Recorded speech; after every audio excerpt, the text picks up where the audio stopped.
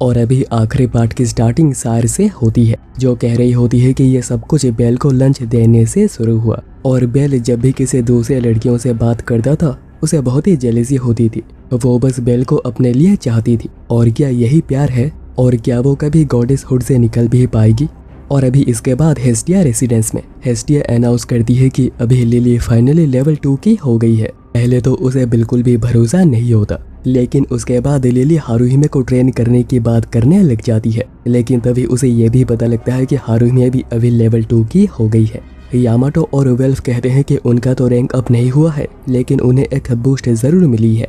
पर बेल का rank up होना चाहिए था, क्योंकि बेल ने 37वें फ्लोर में काफी खतरनाक फाइट्स करी होंगी।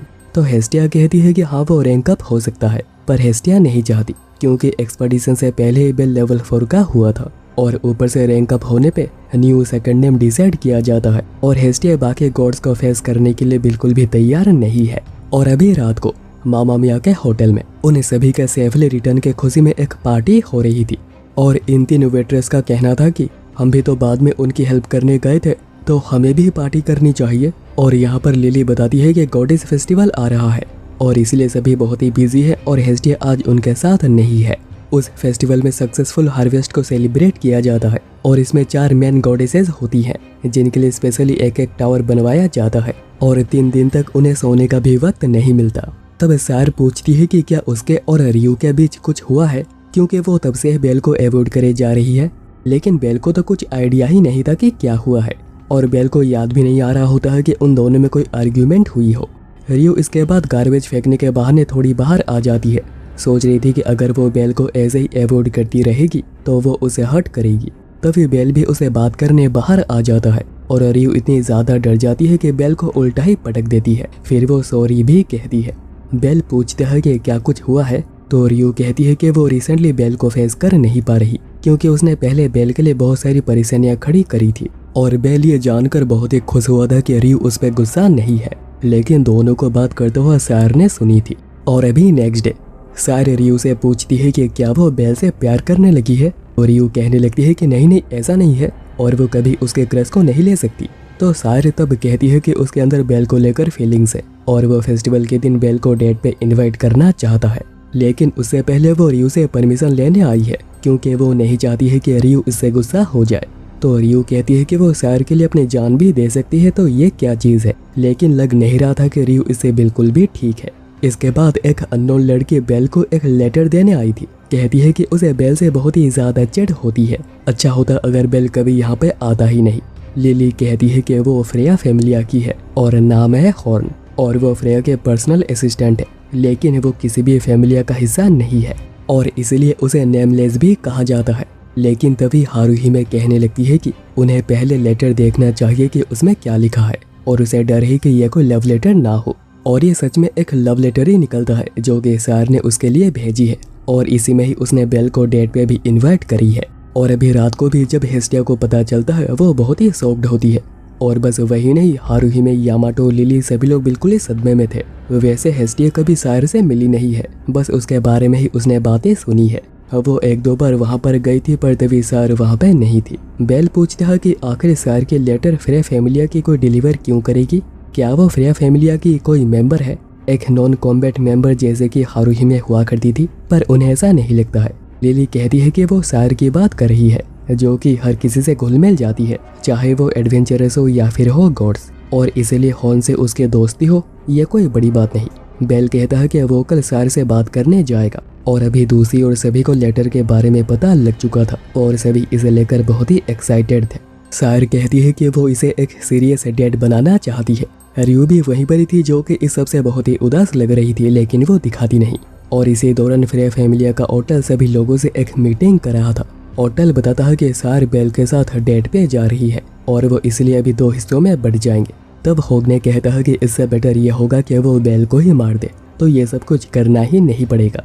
लेकिन ये तीनों छूट को मना करते हैं, क्योंकि फ्रेया की नजर अभी बेल पे है। अगर उसे कुछ हुआ तो वो किसी को नहीं छोड़ेंगी। पर यह मीटिंग एलन को बिल्कुल ही बकवास लग रहा था और वो मीटिंग छोड़ के यहाँ से चला जाता है। कहता है कि वो सार को प्रोटेक्ट करेगा और बाकी लोग क्या क्या करना है वो खुद ही देख लें। और अभी नेक्स्ट डे सार से मिलने बेल जा तो रहा था, लेकिन वो समझ नहीं पा रहा था कि वो कैसे पूछेगा। अगर ये सायर का फिर से कोई प्रैंक हुआ तो, और वो उसका मजाक बनाने लगी तो जो भी हो जाना तो पड़ेगा ही। लेकिन तभी हेडिन अचानक ही बेल पे हमला कर देता है, और क्योंकि बेल इसके लिए बिल्कुल ही तैयार नहीं था, वो पहले तो पिट जाता है, लेकिन फिर वो फायर बॉल से काउंटर करने की कोशिश करता है, लेकिन वो भी फेल हो जाता है। हेडिन कहता है कि तुम एक डिसअपॉइंटमेंट हो और अभी तुम्हें मेरे साथ आना होगा और तुम मना नहीं कर सकते। तभी सायर फ्रेया से बात करने के लिए आई हुई थी, सोच रही थी कि उसे पता करना ही होगा कि क्या यह प्यार है। वो फ्रेया से बेल के साथ डेट पे जाने की परमिशन मांगने आई थी, और फ्रेया एक कंडीशन पे उसे परमिशन दे देती है। अगर बेल को सायर की सच्चाई पता चल जाती है तो सायर उसके बाद दोबारा कभी बेल को देख भी नहीं पाएगी। इसके बाद ओटल पूछता है कि क्या वो बेल के लिए उसे कॉम्पीट करेंगी। फ्रेया कहती है कि सायर को एक फेयर चांस देना बनता है। और अभी दूसरी ओर हेडिन बेल को लेकर एक कैफे आया हुआ था। बेल पूछता है कि क्या सायर फ्रेया फैमिलिया की है, तो हेडिन कहता है कि क्या ही फर्क पड़ता है, और वैसे क्या उसने डेट पे कहाँ पे जाना है और क्या पहनना है उसने सोच लिया है। तो बेल कहता है कि उसने तो अभी तक ये डिसाइड नहीं किया है कि वो जाएगा भी या नहीं। तो हेडिन कहता है कि उसके पास रिफ्यूज़ करने का कोई भी राइट नहीं है, वो बस इस अपॉर्चुनिटी के लिए खुश हो सकता है और कुछ नहीं। और अगर बेल ने जाने से मना कर दिया तो वो उसके साथ साथ उसके फैमिलिया को भी मार देगा। बेल कहता है कि पर मैं वो किसी और को। तो हेडिन कहता है कि उसे भूल जाओ, अब से बस तुम्हारे दिल में शायरी होनी चाहिए। वैसे तुम हर एस्पेक्ट में ही लैक करते हो, और इसीलिए डेट से पहले मैं तुम्हें खुद ट्रेन करूंगा। और अभी शाम को बेल लेटर भेज देता है कि वो फैमिलिया की सेफ्टी के लिए सायर के साथ डेट पे जा रहा है, लेकिन उन्हें कुछ भी समझ नहीं आता है कि ये क्या हो रहा है। इसी दौरान हेडिन उसे अच्छे से चलना और कैसे बात करनी है सब कुछ सिखा रहा था, और गलती करने पे उसके बहुत ही पिटाई भी कर रहा था। और ऐसे ही दिन रात बिना किसी ब्रेक के बेल की ट्रेनिंग चलती है। हेडिन कहता है कि उसे हमेशा अपने पार्टनर को खुश करने पे ध्यान देना चाहिए, और बेल को अपना सब कुछ सायर को डेडिकेट कर देना होगा। और प्रैक्टिस के लिए बेल कुछ लड़कियों के साथ डंजन भी जाता है, और उसका बिहेवियर इतना ज़्यादा क्लासी हो गया था कि वो लड़कियां तो उसके दीवानी हो गई थी और उसे अपने साथ ही डिनर पे बुलाने लगती है। इसके बाद फाइनल चैलेंज के लिए हेडिन उसे लिविरा टाउन के एक स्पेशल शॉप पे लेकर आता है, जहाँ पे एक स्पेशल सैंडविच मिलती है जो कि बस कपल को ही सर्व किया जाता है। और बेल को सायर के साथ यहाँ पे आना होगा और ये डेजर्ट खानी होगी। तो बेल कहता है कि मुझे स्वीट चीज़ें बिल्कुल भी पसंद नहीं। तो हेडिन उसका गला ही दबा देता है कि वो रिफ्यूज़ नहीं कर सकता, लेकिन अभी उसे प्रैक्टिस भी करनी थी, और सामने कैसेंड्रा थी जो कि डाफने से रिक्वेस्ट कर रही थी कि उसे ये ट्राई करना है। और अभी इसीलिए बेल उसके साथ ही कपल बनकर जाता है और इस डेजर्ट को ट्राई करता है। और वो इतनी अच्छी अच्छी बातें कर रहा होता है कि कैसेंड्रा भी ब्लश करने लगी थी, लेकिन इसका टेस्ट इतना ज़्यादा स्वीट है कि बेल को उल्टी ही आ रही थी, लेकिन वो उल्टी कर नहीं सकता क्योंकि हेडिन उसे पीछे से देख रहा है, और इसलिए वो डर के मारे खुशी खुशी इसे खा रहा होता है। और तभी कैसेंड्रा उसे अपने से टेस्ट करने देती है, जिसको कि उसने स्पेशली और भी ज़्यादा मीठा बनवाया है। और बेल हेडिन के डर से उसे भी ट्राई करता है, और फिर अपना भी वो कैसेंड्रा को ट्राई करवाता है। और कैसेंड्रा के चेहरे पे जो क्रीम लगी थी वो उसे भी खुद खा लेता है, जिससे कि कैसेंड्रा इतनी ज़्यादा शर्मा जाती है कि वो खुद ही बेहोश हो जाती है। और अभी रात को रियू अभी भी बहुत ही उदास थी। तभी मामा मियाँ बताती है कि कल फेस्टिवल है और कल रश बहुत ही ज़्यादा होगा, लेकिन सायर ने कल ही डेट के लिए छुट्टी ले ली है। और वो सायर को मना करना चाह रही थी, पर वो मना नहीं कर पाए सायर के गार्ड्स की वजह से। और अभी वहीं पर बाकी दिन फेस्टिवल जाना चाह रही थी, लेकिन मामा मियाँ उन्हें छुट्टी नहीं देंगी, लेकिन अगर उनके बदले किसी और को अपॉइंट कर दिया जाए। और तभी उन्हें एक आइडिया आ जाता है। और अभी नेक्स्ट डे आज ही फेस्टिवल शुरू होता है। चारों गॉडेस सभी को एड्रेस करती हैं, और बेल बिल्कुल ही एक जेंटलमैन बन के वहाँ पे आ गया था, और वो भी 5 घंटे पहले, क्योंकि हेडिन ने उसे ऐसा करने के लिए कहा था। और अपने फैमिलिया को बचाने के लिए बेल इसे डेट को एक सक्सेस बनाना चाहता है। इतने में सायर भी वहाँ पे पहुँच जाती है, और वो इस ड्रेस में बहुत ही प्यारी लग रही थी। और फिर बेल उसके साथ ही डेट पे चलता है। वहीं पर उन तीनों ने हेस्टिया फैमिलिया को अपॉइंट कर दिया था, क्योंकि डंजन में रेस्क्यू करने के बदले वो इतना तो कर ही सकते हैं। और वो तीनों जिनके साथ रियू भी थी वो फेस्टिवल घूमने चलते हैं। और अभी यहाँ पर बेल सायर के साथ बहुत ही कॉन्फिडेंट के साथ ही आगे जा रहा था, कहीं तो वही इस डेट को लीड कर रहा था। और हेडिन दोनों पे ही नजरें बनाए हुआ था, और अभी तक बेल सही कर रहा है, लेकिन क्या वो आगे भी सही कर पाएगा यह देखना होगा। तभी एलन वहाँ पर आता है, और वैसे और भी गार्ड्स यहाँ पर है जो कि दोनों पे नजरें बनाए हुए हैं। और बेल तो इवन सायर को हर चीज़ से प्रोटेक्ट कर रहा था, उसका बहुत ही ज़्यादा ध्यान रख रहा था, जैसे कि उसे कोई भी प्रॉब्लम ना हो। सायर तब कहती है कि आज बेल इतना अजीब बिहेव क्यों कर रहा है, वो पहले ही अच्छा था, वो अजीब हरकतें करता था, शर्मा जाता था, और सायर उसके साथ प्रैंक्स वगैरह भी करती थी और मज़ा आता था, लेकिन अभी उसे बिल्कुल भी मज़ा नहीं आ रहा। और फिर दोनों घूमते हुए टावर के पास आते हैं जहाँ पे फ्रेया भी थी। सार बताती है कि इन टावर्स का फर्टिलिटी टावर्स कहा जाता है और हर बार 5 गॉडेसेस होते थे, लेकिन इस बार बस 4 ही हैं क्योंकि ईस्टर की डेथ हो गई है। तभी फ्रेया की नजरें बेल पे पड़ती है जिससे कि वो काफी डर जाता है और तभी एज बेल को इस न्यू लुक में और वो भी सार के साथ एक डेट पे जहाँ पर सार उसे डार्लिंग कह रही थी, वो बस देखती ही रह जाती है, कुछ कह भी नहीं पाती। और फिर उन दोनों के वहाँ से जाने के बाद हेस्टिया दोनों को ढूंढते हुए वहाँ पे आती है और क्योंकि वो वहाँ पर बस प्रॉब्लम से क्रिएट कर रही थी तो सभी लोगों ने उसे वहाँ से जाने के लिए कह दिया और अभी हेस्टिया एज के साथ मिलकर बेल को ढूंढना शुरू करती है। इसके बाद सार बेल से पूछती है कि क्या बेल उसे नहीं बल्कि एज को डेट करना चाहता है। तभी बेल कह देता है कि मेरे मास्टर ने तो मुझे बताया नहीं कि ऐसे वक्त पे क्या कहा जाता है। और तभी सार को पता चल जाती है कि यह सब कुछ हेडिन का ही काम है, उसने ही बेल को ऐसा बना दिया है। बेल कहता है कि यह सब कुच उसी का ही आइडिया था क्योंकि वो सैर को खुश करना चाह रहा था। तो सैर कहती है कि क्या बेल उसका एक सपना पूरा कर सकता है। सैर चाहती है कि बेल उसे किडनैप कर ले और उसे कहीं दूर ले जाए जहाँ पर फ्रेया फैमिलिया के गार्ड्स उस पर नजरें ना रख पाए। क्या वो एक नाइट एक प्रिंस की तरह उसे कहीं पर ले जा सकता है क्योंकि वो सब कुछ ट्राई करना चाहती है, अपना खुद का एक फ्रीडम चाहती है।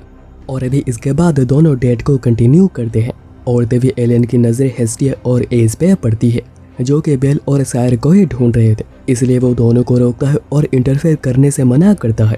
और अभी दूसरी ओर बेल और सायर एक शॉप में एंटर करते हैं और इससे पहले उन्होंने एक सूटकेस भी खरीदी है और तभी पता चलता है कि अचानक सायर और बेल गायब हो गए हैं। फ्रेया फैमिली दोनों को ढूंढना शुरू करती है और हम देखते हैं कि बेल और सायर इनविजिबल क्लॉथ का यूज करके वहां से दूर आ चुके हैं, लेकिन अभी बहुत ही ज्यादा खतरा है। और इस चेज में सायर को बड़ा ही मजा आ रहा था और अभी बेल उसे उठाकर सिटी के दूसरी तरफ भी आ जाता है और सायर को यह सब कुछ बिल्कुल एक फेरीटेल जैसा लग रहा था। लेकिन सायर बेल को इस प्रॉब्लम के लिए सॉरी भी कहती है और फिर बेल सायर को यहाँ के सेंट फ्यूलियंस कैथेड्रल लेकर चलता है जो कि बस फेस्टिवल के दौरान नॉर्मल पब्लिक के लिए ओपन होती है। और बेल यहाँ पे आना भी चाहता था और बाहर का माहौल ठीक होने तक वो यहीं पर ही रुकेंगे। और ये कॉफिन एक स्पिरिट की है और इस कैथेड्रल की एक हिस्ट्री भी रही है। फ्यूलैंड एक ऑनरेबल नाइट एक सेक्रेट स्पिरिट से टीम अप करता है ताकि वो मॉन्स्टर से फाइट कर सके और इसी बीच उनमें प्यार हो जाता है। लेकिन इसके बाद क्या हुआ बहुत ही कम लोगों को पता है।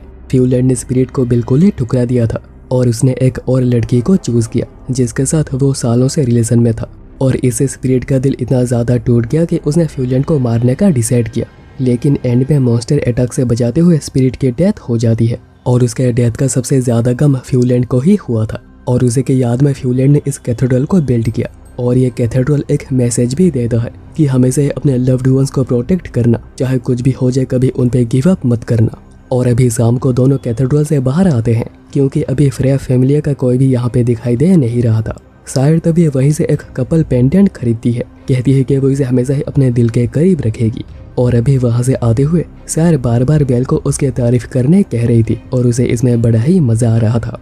जिसके बाद दोनों बोट रेस्टोरेंट आते हैं जो कि बस फेस्टिवल के वक्त शहर का चक्कर लगाती है और वो इसी तरह फ्रेया फैमिलिया से भी बचे रहेंगे। लेकिन बेल को क्या पता कि हेस्टिया और एज और उन्हीं के साथ वो 3 वेट्रेसेस और उनके साथ रियो वो सभी लोग यहाँ पे दोनों पे नजरें बनाए हुए हैं। पर हेस्टिया यहाँ पर भी गलत डायरेक्शन में बैठने की वजह से सार का चेहरा देख नहीं पा रही। वहीं पर रियो छुपकर दोनों को देख रही होती है। बेल तब कहता है कि सार खाना बहुत ही ग्रेसफुल मैनर में खा रही है, क्या वो कोई रॉयल्टी है? और ऊपर से फ्रेया फैमिली हमेशा ही उसे गार्ड करती है और आखिर वो सच में कौन है? क्या वो एक आम वेट्रेस है? तो सार कहती है कि क्या तुम प्रॉमिस कर सकते हो कि सच पता चलने के बाद भी हमारे बीच सब कुछ वैसे ही रहेगा?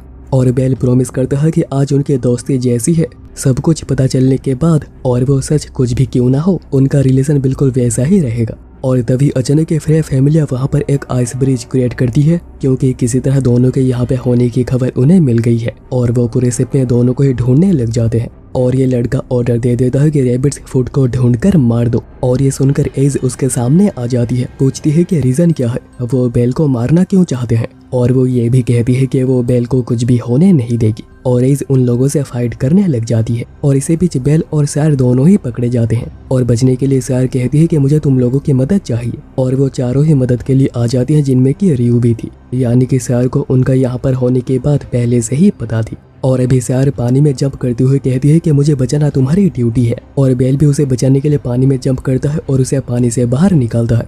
और तभी सार हंसने लग जाती है क्योंकि उसने पहली बार ऐसा कुछ किया है और उसे बड़ा ही मजा आ रहा है। और फिर वहाँ से सार बहुत ही मजे से भागते हुए दोनों हीरोज ब्रिज आ जाते हैं जहाँ पर ग्रेट लोगों के स्टेचूज थी। और ये रहा ग्रेट हीरो एल्बर्ट जिन्होंने ब्लैक ड्रैगन को ओरारिगो से भगाया था। सार कहती है कि इस स्टैचू को इस तरह बिल्ड किया गया है क्योंकि कोई भी इतना क्वालिफाइड नहीं है जो कि एल्बर्ट के आमने सामने आकर खड़ा हो पाए। और अभी इस वर्ल्ड को एक लास्ट हीरो चाहिए जो कि एंशिएंट ब्लैक ड्रैगन को खत्म करेगा, जिसके बाद उसकी स्टैचू यहीं पर लगेगी और ये ब्रिज कंप्लीट हो जाएगा। सार कहती है कि वो अपने लाइफ में भी एक हीरो चाहती है जो कि हमेशा उसे प्रोटेक्ट करेगा, जो कि बस उसी का होगा। लेकिन तभी फ्रेया फैमिली उन्हें ढूंढते हुए वहाँ पर भी आ जाती है और इसलिए सार बेल को लेकर वहाँ से एक होटल रूम में आ जाती है और वो यहाँ पे आते ही नहाने चली जाती है। और बेल सोच रहा होता है कि आखिर वो इस सिचुएशन में कैसे पहुंच गया। बेल फिर नहा भी लेता है और सोच रहा होता है कि उसे सब कुछ नॉर्मल है वैसे ही एक्ट करना होगा। लेकिन वो जब ही बाहर आता है देखता है कि सार ने तो पैंट ही नहीं पहनी थी, जो देखकर बेल कहने लग जाता है कि वो नीचे फ्लोर पे ही सो जाएगा। लेकिन सार कहती है कि अगर बेल ऐसा कुछ करता है तो उसे बहुत ही ज़्यादा गिल्ट होगा और इसीलिए बेल आकर उसके पास बैठता है और पूछता है कि अचानक सार ने उसे डेट पे इनवाइट क्यों किया था। सार कहती है कि वो उन्हें प्रूव करना चाह रही थी। सार श्योर होना चाह रही थी कि वो जो फील कर रही है वो प्यार है या नहीं। और ये कहकर सार बेल को किस करने जा रही थी लेकिन बेल उसे रोक लेता है और तभी सार उसे एक्सेप्ट करने कहती है और अपने चार्म का भी यूज़ करती है। पर उसे क्या पता कि बेल पे चार्म काम ही नहीं करती, जैसे कि स्टर का भी चार्म उस पर काम नहीं किया था। सार तुरंत ही रियलाइज़ करती है कि वो जो कर रही है वो गलत है और वो तुरंत ही रोने लग जाती है। और फिर दोनों एक साथ बेड पे ही सोते हैं इस प्रॉमिस के साथ कि सार उसके साथ कुछ भी नहीं करेगी, लेकिन वो हग ज़रूर करती है और उसे ये भी पता है कि ज़रूर रियू और बेल के बीच कुछ तो हुआ है और क्या तुम अभी मेरे साथ वो नहीं करोगे। तो बेल कहता है कि उसने रियू के साथ भी कुछ नहीं किया था और वो ना ही उसके साथ कुछ करेगा। और इससे सार फिर से उदास हो जाती है, लेकिन ये भी रियलाइज करती है कि आखिर उसे बेल से प्यार क्यों हुआ था, उसके इस नेचर की वजह से। और अभी नेक्स्ट डे बेल उठकर देखता है कि सार ऑलरेडी जा चुकी थी और फिर बेल उसे ढूंढने उसी होटल में आता है जहाँ पर के वो काम करती है। और अभी वहाँ पर वेल्फ काम कर रहा था जो बताता है कि आखिर उन्हें यहाँ पर कैसे फंसा दिया गया है। और फिर बेल इसके बाद कल क्या क्या हुआ था उसे सब कुछ बताता है। वेल्फ कहता है कि वो कल से ही यहाँ पे है और शायद यहाँ पे वापस नहीं आई है। और वेल्फ ये भी कहता है कि कोई जो उसे इतना ज़्यादा प्यार करती है उसे ऐसे इग्नोर करना गलत होगा, उसे सार को अपना आंसर बताना होगा। और बेल भी डिसाइड करता है कि हाँ वो बात करेगा और वो अभी कहाँ पर होगी और ये शायद फ्रेया फैमिलिया को ज़्यादा अच्छे से पता होगा, इसलिए वो ढूंढने लग जाता है कि आखिर यहाँ पर फ्रेया फैमिलिया कहाँ पर है। और फाइनली उसे होगने मिल जाता है जिससे वो सार के बारे में पूछता है और होगने उसके सामने टफ दिखने की कोशिश करता है। लेकिन बेल कहता है कि क्या तुम वही हो जिसको सभी क्रिंज इन्फेक्टेड कहते हैं क्योंकि तुम हमेशा ही बड़ी बड़ी फेंकते हो। और ऐसे ही होगने के ओरा का लॉरा क्रॉफ्ट हो जाता है। और वैसे सार कहाँ पर है ये तो फ्रेया फैमिलिया को भी नहीं पता और वो यहीं पर उसे ही ढूंढ रहे हैं। और होगने ये भी कहता है कि बेल ने सार को फेयरवेल तो दे दी है ना, जिसके बाद वो वहाँ से चला जाता है। लेकिन बेल कुछ भी समझ नहीं पाता। लेकिन तभी उसकी नज़र होटल पे पड़ती है जो कि सार किस तरफ मिल सकती है उसे एक आइडिया देता है। और अभी दूसरी ओर हेस्टिया हेरमेस को बेल को ढूंढ देने के लिए कह रही थी, पर हेरमेस ऑलरेडी एसवी को भेज चुका है और उसे बेल से ज़्यादा सार की फिक्र हो रही है। और अभी दूसरी ओर रियू और उसके दोस्तों को भी दोनों कहीं नहीं मिले थे और तभी आन्या को एक लीड मिलती है। और अभी वहीं पर बेल सार को ढूंढते हुए आ गया होता है और वो उसे ये पेंडेंट देता है जो कि वो भूल गई थी। और फिर सार उसे हक करती है और उसे फिर से रिक्वेस्ट करती है कि बेल उसे रिजेक्ट ना करे। और इतने में होग ने उन पे हमला कर देता है क्योंकि बेल बस फ्रेया का है, इसलिए वो यहाँ सार को मारने आया है। लेकिन अभी बेल सार को प्रोटेक्ट करने लग जाता है, लेकिन होग ने इतना फास्ट था कि वो सार तक पहुँच ही जाता है और वो उसे मारने ही जा रहा था, पर रियू वहाँ पे आ जाती है और वो सार को प्रोटेक्ट करने के लिए तैयार थी। लेकिन तभी 4 छुटकू भी वहाँ पे हाजिर होते हैं और इसलिए वो बेल को सार के साथ यहाँ से निकल जाने के लिए कहती है और वो तब तक वो उन्हें रोक कर रखेंगे। और अभी रियू होगने से फाइट कर रही होती है, लेकिन वो इतना फास्ट और पावरफुल था कि रियू के चेस्ट पे एक बहुत ही बड़ा कट लग जाता है और वो वहीं पर डाउन हो जाती है। और अभी यही हाल आन्या, क्लॉय और ल्यूनर का भी था। और तभी एक छुटकू कहता है कि तुम्हें गिव अप कर देना चाहिए वाना एल्फी। तो आन्या कहती है कि अभी मेरा वो नाम नहीं है, मैं अभी बस आन्या हूँ और कुछ नहीं। इतने में एलन वहाँ पर आता है जो कि आन्या का बड़ा भाई है। और अभी एलन सार को मारने जा रहा था तो आन्या उसे छोड़ देने के लिए रिक्वेस्ट करने लग जाती है पर इसका कोई भी फायदा नहीं होता। और अभी बेल सार के साथ मार्केट पहुंच गया था, जहां पर वो बाकी लोगों से भी मिलता है। और बेल को अभी तक पता चल चुका है कि फ्रेया को बेल से प्यार हो गया है और वह उसे किसी और का होने देना नहीं चाहती। और अभी हेस्टिया हेरमेस से पूछती है कि ये सार कौन है, क्या वो भी एक गॉडेस है। और अभी तक बेल सार को लेकर दूर आ चुका था और सार यहाँ भी उसके प्यार के बारे में ही कहने लगती है, उसे एक्सेप्ट करने के लिए रिक्वेस्ट करने लग जाती है। और तभी बेल उसका हाथ पकड़ लेता है क्योंकि सार उसे स्टेब करने जा रही थी। बेल बताता है कि जब सार आज उसे पहली बार गार्डन में मिली थी तब से ही उसे पता था कि वो रियल सार नहीं है, लेकिन वो फिर भी उसे प्रोटेक्ट कर रही थी क्योंकि उसे समझ नहीं आ रहा था कि ये क्या हो रहा है। और ऊपर से वो किसी को भी मरने देना नहीं चाहता। और ये पेंडेंट जो उसने उसे दी थी ये खुद बेल का है क्योंकि सार का पेंडेंट तो उसके पास ही होगा। बेल अभी पूछता है कि वो रियल में कौन है, तो अभी फेक सार बहुत ही गुस्से में होती है कि वो बेल को ख़त्म नहीं कर पाई, लेकिन वो ये भी एडमिट करती है कि वो हार गई है। और वो अभी इसलिए बता देती है कि रियल सार अभी कहाँ पर होगी। बेल जाने से पहले उसे भी यहाँ से जल्दी से निकलने के लिए कहता है क्योंकि होगने और बाकी लोग उसे मारने यहीं पर आ रहे हैं। और फिर बेल उसके बाद वहाँ से निकल जाता है, जिसके बाद एक फ्लैशकट आता है जहाँ पर एक छोटी लड़की फ्रेया को अपना नाम सार बताती है। कहती है कि मैं आप बनना चाहती हूँ। तो फ्रेया भी कहती है कि ठीक है, आज से ही तुम गॉड्स की बेटी हो और तुम्हारा नाम। और अभी प्रेजेंट में एलन उस फेक सार के ऊपर हमला कर देता है क्योंकि उसे पहले से ही पता है कि यह हॉर्न है। और अभी हॉर्न पनिशमेंट के लिए भी तैयार थी क्योंकि वो बेल को मारना चाह रही थी, जो कि फ्रेया के बिल्कुल खिलाफ जाता है। और रीज़न ये है कि वो फ्रेया को बेल के लिए बदलता हुआ देखना नहीं चाहती और इसलिए उसने बेल को मारने की कोशिश की ताकि फ्रेया हमेशा फ्रेया बनी रहे, एक सुप्रीम लेवल पर रहे। और अभी दूसरी ओर हेडियन सार पे नजर रख रहा था और तभी बेल वहाँ पर आता है। सार अब कहती है कि वो अपनी फीलिंग्स जाहिर करना चाह रही थी और वो ये भी देखना चाह रही थी कि बेल उसे लेकर आकर क्या फील करता है। पहले वो खुद बहुत ही कंफ्यूज थी, लेकिन अभी उसे समझ आ चुका है कि हाँ, वो बेल से प्यार करती है और अपनी पूरी लाइफ बेल के साथ ही स्पेंड करना चाहती है। वो अपने फीलिंग्स को और सप्रेस करना नहीं चाहती और इन्हीं फीलिंग्स के साथ ही आगे बढ़ना चाहती है। और वो बेल को आई लव यू कहती है, लेकिन बेल बड़े दुख के साथ उसे सॉरी कह देता है। और अभी इसके बाद सार वहाँ से लौट रही होती है और वो ओटल से कहती है कि प्रिपरेशन शुरू कर दो, मैं उसे अपना बनाने जा रही हूँ। ओटल पूछता है कि क्या आप श्योर हैं। और तभी हम देखते हैं कि सार अपने रियल फॉर्म में आती है और वो खुद फ्रेया है। कहती है कि अभी सार मर चुकी है और ये मुझे शुरू से ही कर देना चाहिए था और अभी बेल मेरा है, सिर्फ मेरा है। इसके बाद हमें पता चलता है कि फ्रेया ने अपनी पर्सनैलिटी, अपनी वॉइस सब कुछ बदली थी और एक टाउन गर्ल बनी थी और यह हॉर्न के साथ किए गए कॉन्ट्रैक्ट में बिल्कुल ही फिट बैठता था। और जब भी फ्रेया सार बन के बाहर होती थी तभी हॉर्न फ्रेया बनकर अपने गॉडेस होने की इच्छा को पूरी करती थी। और कुछ ही बार हुआ है जब हॉर्न खुद सार बनी है और डेट की बात तब हॉर्न ही आई थी सार बनकर ये कहने के लिए। और वैसे फ्रेया के लिए कुकिंग क्लीनिंग थोड़ा चैलेंजिंग तो था, पर उसे मज़ा भी आया था। ऊपर से आन्या, क्लोए, ल्यूनर, रियू चारों उसका कितना ज़्यादा ख्याल रखती थी और उसे काफ़ी ज़्यादा मज़ा भी आता था। और फिर ऐसे ही एक दिन वो बेल से मिली और पहली नज़र में फ्रेया को उससे प्यार हो गया। और अभी प्रेजेंट में बेल बताता है कि सार को फ्रेया फैमिली अपने साथ ले गई है और वो जिस सार को मारना चाह रहे थे वो फेक थी। इसके बाद बेल बताता है कि कैसे सार ने अपने दिल की बात उसके सामने रख दी थी, पर उसने मना कर दिया क्योंकि वो किसी और से प्यार करता है और वो उसके लेवल तक पहुंचने के बाद ही उस लड़की को अपने दिल की बात बताएगा। और इसीलिए सार भले ही उसे कितना ज़्यादा प्यार क्यों ना करे, वो बदले में उसे प्यार नहीं कर सकता। और अभी इसके बाद मार्केट में लिली, हारूही में वेल्फ डिस्कस कर रहे होते हैं कि ये सब कुछ क्या हो रहा है और अभी सार कहाँ पे है। और वो डिसाइड करते हैं कि उन्हें सार को ढूंढना होगा। और अभी दूसरी ओर हेस्टिया हेरमेस के थ्योरी के बारे में सोच रही थी कि अगर फ्रेया ही शायर है और वो इसे रूप में ही बेल के क्लोज आना चाहती है तो ये तो एक प्रॉब्लम है, लेकिन पहले सच पता लगाना होगा। और तभी फ्रेया खुद वहाँ पे आती है, कहती है कि बेल को मुझे दे दो, जो कि ऑब्वियसली हेस्टिया मना कर देती है। फ्रेया कहती है कि वो हेस्टिया को बहुत ही एडोर करती है और वो इसलिए वायलेंस नहीं चाहती, बस हेस्टिया को बेल को उसे देना होगा।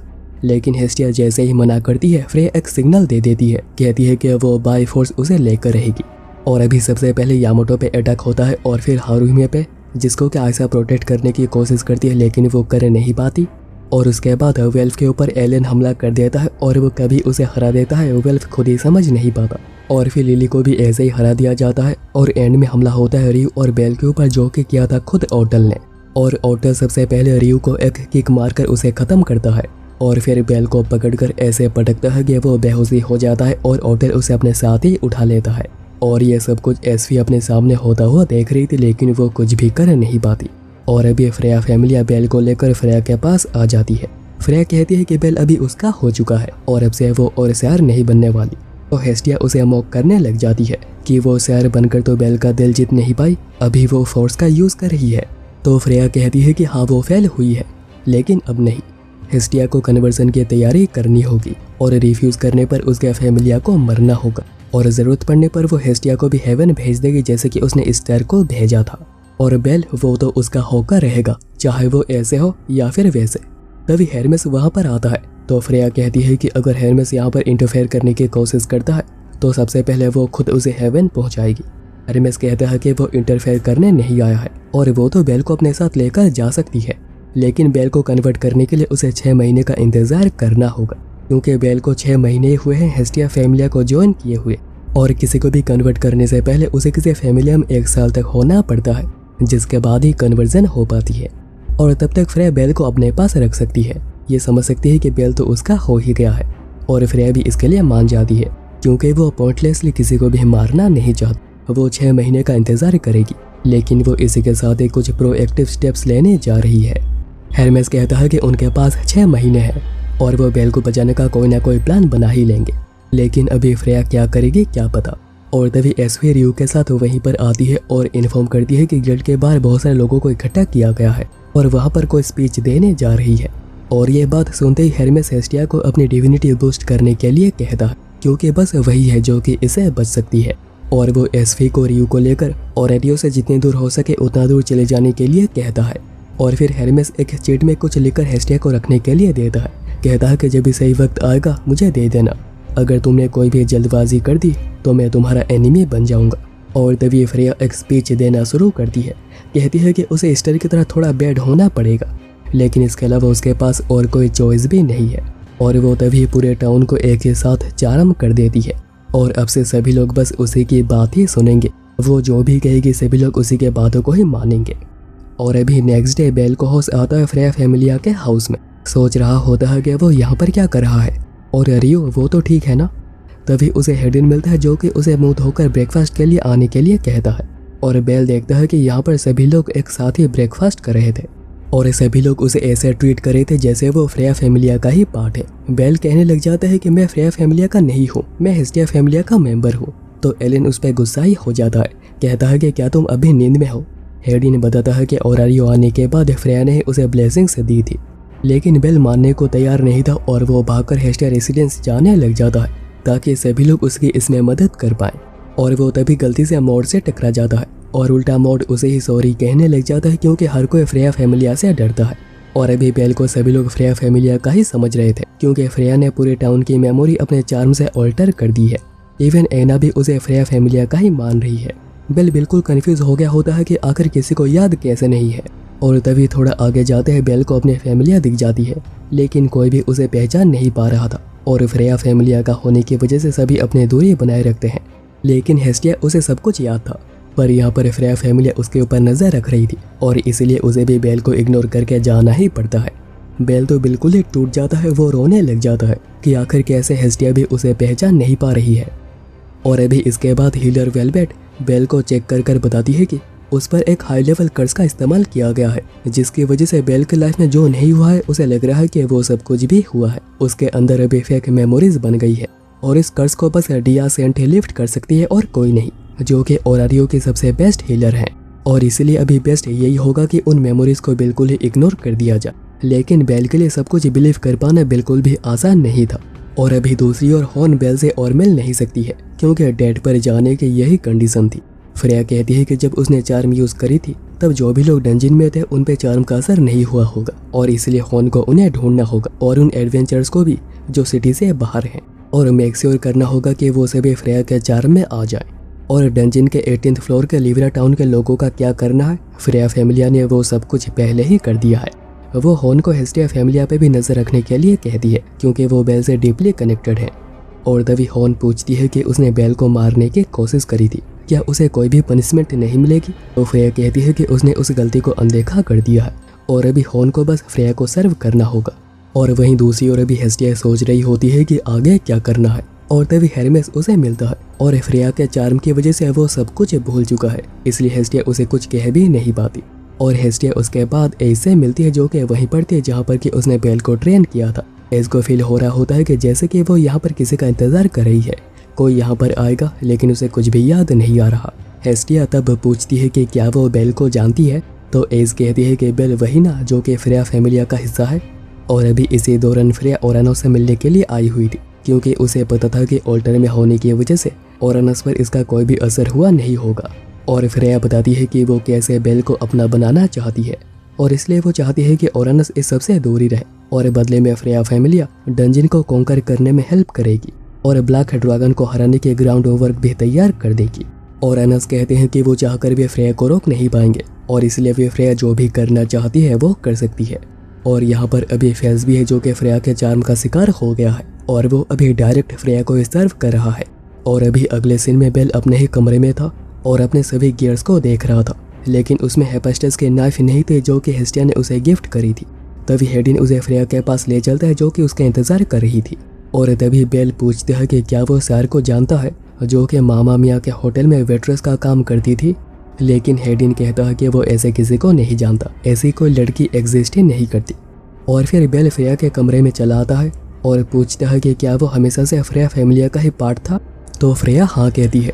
तो बेल कहता है कि फ्रेया को प्रूव करना होगा उसके स्टेटस को अपडेट करके, क्योंकि यह काम कोई दूसरी गॉडेस चाहकर भी कर नहीं सकती है। और सरप्राइजिंगली फ्रेया उसके स्टेटस को अपडेट कर देती है। इवन उसकी साइन भी चेंज हो गई थी, जो कि हुआ था स्टेटस स्निच मैजिक आइटम की मदद से, जो कि फ्रेया खुद लिविरा टाउन से लेकर आई है। और अभी तो बेल बिल्कुल ही कंफ्यूज रह गया था। फ्रेया कहती है कि चिंता मत करो, सब कुछ ठीक हो जाएगा, क्योंकि मैं हमेशा ही तुम्हारे साथ हूँ। दिन में तुम्हें सभी लोगों के साथ मिलकर ट्रेनिंग करनी होगी और रात को तुम्हें यहाँ पर आना होगा। हम लोग मिलकर ढेर सारी बातें करेंगे या फिर उसके साथ कुछ और भी करेंगे। क्या तुम अभी वो करना चाहोगे? तो बेल शर्मा कर और डर कर वहाँ से भाग जाता है, पर उसे क्या पता कि फ्रेया उसके हर मूवमेंट के ऊपर नजर रख रही है। और अभी नेक्स्ट डे वान बेल को ट्रेनिंग के लिए लेकर आता है और यहाँ पर फाइट टू डेथ बैटल होती है। बेल को लग रहा होता है कि यह बस इस बैटल का नाम होगा, लेकिन नहीं, सच में यहाँ पर लोग मर रहे थे। और अभी तो बेल वान से फाइट कर रहा होता है और तभी सभी लोग मिलकर उसके ऊपर एक साथ ही हमला करने लग जाते हैं, लेकिन बेल फिर भी फाइट करके सभी लोगों को हरा देता है, इवन वान को भी। होगने और हेडिन कहते हैं कि वो ठीक है, लेकिन वो रियल बैटल में ऐसे सर्वाइव कर नहीं पाएगा और अभी इसलिए उसे और भी ज़्यादा ट्रेनिंग करनी होगी। और अभी दूसरी ओर एना नोटिस करती है कि बेल की डॉक्यूमेंट बुक गायब है और उसी बुक को ढूंढते हुए एना को बेल की लॉग बुक मिलती है, जिसमें कि एना ने खुद बेल की पूरी जर्नी लिख रखी थी कि कैसे उसने अपने पहले मॉन्स्टर को मारा था और फिर वो कैसे लेवल 2 का हुआ और फिर वो कैसे लेवल 3 का हुआ और फिर उसने एपोलो फैमिली से कैसे फाइट करी और फिर कैसे कैसे एना उसे लाइक करने लगी। ये सब कुछ उसी में ही लिखा हुआ था। और अभी एना कन्फ्यूज हो गई होती है कि वो तो बेल को जानती तक नहीं, फिर भी ये सब कुछ किया है, आखिर वो अंदर ये सब कुछ क्या फील कर रही है।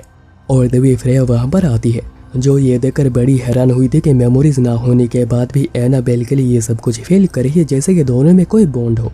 और फिर फ्रेया इस लॉग बुक को ले लेती है और एना को चार्म्ड कर देती है, जैसे कि एना सब कुछ भूल गई होती है।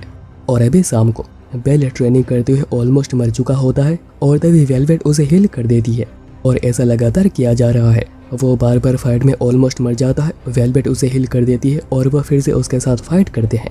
लेकिन वेलवेट कहती है कि आज की ट्रेनिंग पूरी हुई, अभी जो भी ट्रेनिंग करनी है वो कल करेंगे। और अभी इसके बाद डिनर करते हुए वैन बहुत ही गुस्से में था, लेकिन उसे एडमिट तो करना ही पड़ता है कि बेल स्ट्रॉन्ग है, लेकिन उसे गॉडेस फ्रेया की इतनी ज़्यादा अटेंशन मिल रही है, वैन को इससे बहुत ही जेलसी हो रही है। और अभी इसी दौरान हेडिन बेल को फ्रेया के कमरे में पहुंचा देता है और आज फ्रेया बेल को जो भी बताना चाहे वो बताने के लिए कहती है। बेल कहता है कि वो कैसे ओरारियो में आया था, कोई फैमिली उसे एक्सेप्ट नहीं कर रही थी और फिर हेस्टिया ही थी जिसने उसे एक्सेप्ट किया था। लेकिन वो तभी फ्रेया से पूछता है कि वैसे वो दोनों पहली बार कहाँ मिले थे, तो फ्रेया बताती है कि एडवेंचर से ग्रेवयार्ड में, जहाँ पर फ्रेया विजिट के लिए गई हुई थी और वहीं पर वो पहली बार बेल से मिली थी और पहली नज़रों में ही उसे प्यार हो गया। और फिर फ्रेया ये भी बताती है कि कैसे बेल ने एक गॉब्लिन को पहली बार मारा था, मिनोटोर को मारकर कैसे वो लेवल 2 का हुआ था, एपोलो फैमिलिया को उसने कैसे ख़त्म किया था, सब कुछ इसमें ही लिखा था। यह सब कुछ फ्रेया बिल्कुल करेक्टली बताती है और ये सारी बातें फ्रेया ने उसे लॉग बुक से पढ़ी है। और इससे तो अभी बेल और भी ज़्यादा कंफ्यूज हो जाता है कि आखिर फ्रेया को ये सारी बातें कैसे पता, और वो भी इतने डिटेल में। और फ्रेया यही चाहती है कि स्लोली बेल फ्रेया के बातों को ही यकीन करने लग जाए और खुद के पास्ट को ही डाउट करने लग जाए कि वो हुआ भी था या नहीं। और अभी इसके बाद फ्रेया बेल को उसके बैक बटन को खोल देने के लिए कहती है क्योंकि उसका हाथ नहीं पहुंच रहा और वैसे क्या वो इस ड्रेस में प्यारी नहीं लग रही। तो बेल एक बटन खोलते हुए कहता है कि हाँ वो बहुत ही प्यारी लग रही है, लेकिन वो अभी इतना ज़्यादा शर्मा जाता है कि वहाँ से भाग जाता है, जिससे कि फ्रेया हंसने लग जाती है क्योंकि शायद ही कोई आदमी या फिर कोई गॉड होगा जो कि उसके कमरे से रात को ऐसे भागा होगा।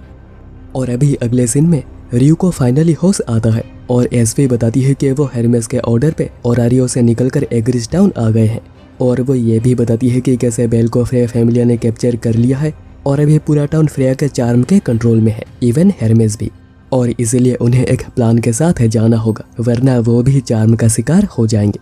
और अभी दूसरी ओर हेस्टिया ओरानस के पास आई हुई थी और ये पता चलने पर कि ओरानस को सब कुछ याद है। हेस्टिया प्लान डिस्कस करना चाह रही थी मगर ओरानस उसे रोक देते हैं क्योंकि फ्रेया की नजर अभी चारों तरफ है और फेल्स जो कि यहाँ पर है वो फ्रेया के चार्म के कंट्रोल में है और वो डायरेक्ट अभी फ्रेया को ही सर्व कर रहा है और इसीलिए यहाँ पर कुछ भी डिस्कस करना फायदेमंद नहीं होगा। ओरानस फिर ये भी कहते हैं कि ठंड आ रही है और वो भी पहले से बहुत ही ज्यादा और वो कुछ कर भी नहीं सकते और उन्होंने हेरमेस को फायरवुड डिस्ट्रीब्यूशन की ड्यूटी दे रखी है जो कि हमेशा गनीसा फैमिलिया करती थी, लेकिन इस बार वो फ्रेया के कामों में बहुत ही बिजी है। और अभी नेक्स्ट डे सभी फ्रेया को रिपोर्ट कर रहे होते हैं कि अभी कैसे बेल की ट्रेनिंग चल रही है। जेनोस और हेस्टिया फैमिलिया के ऊपर नजर रखा गया है और वैसे बेल कैपेबल है लेकिन वो स्किल्स में लैक करता है, लेकिन ट्रेनिंग के साथ उसे बेहतर बनाया जा सकता है।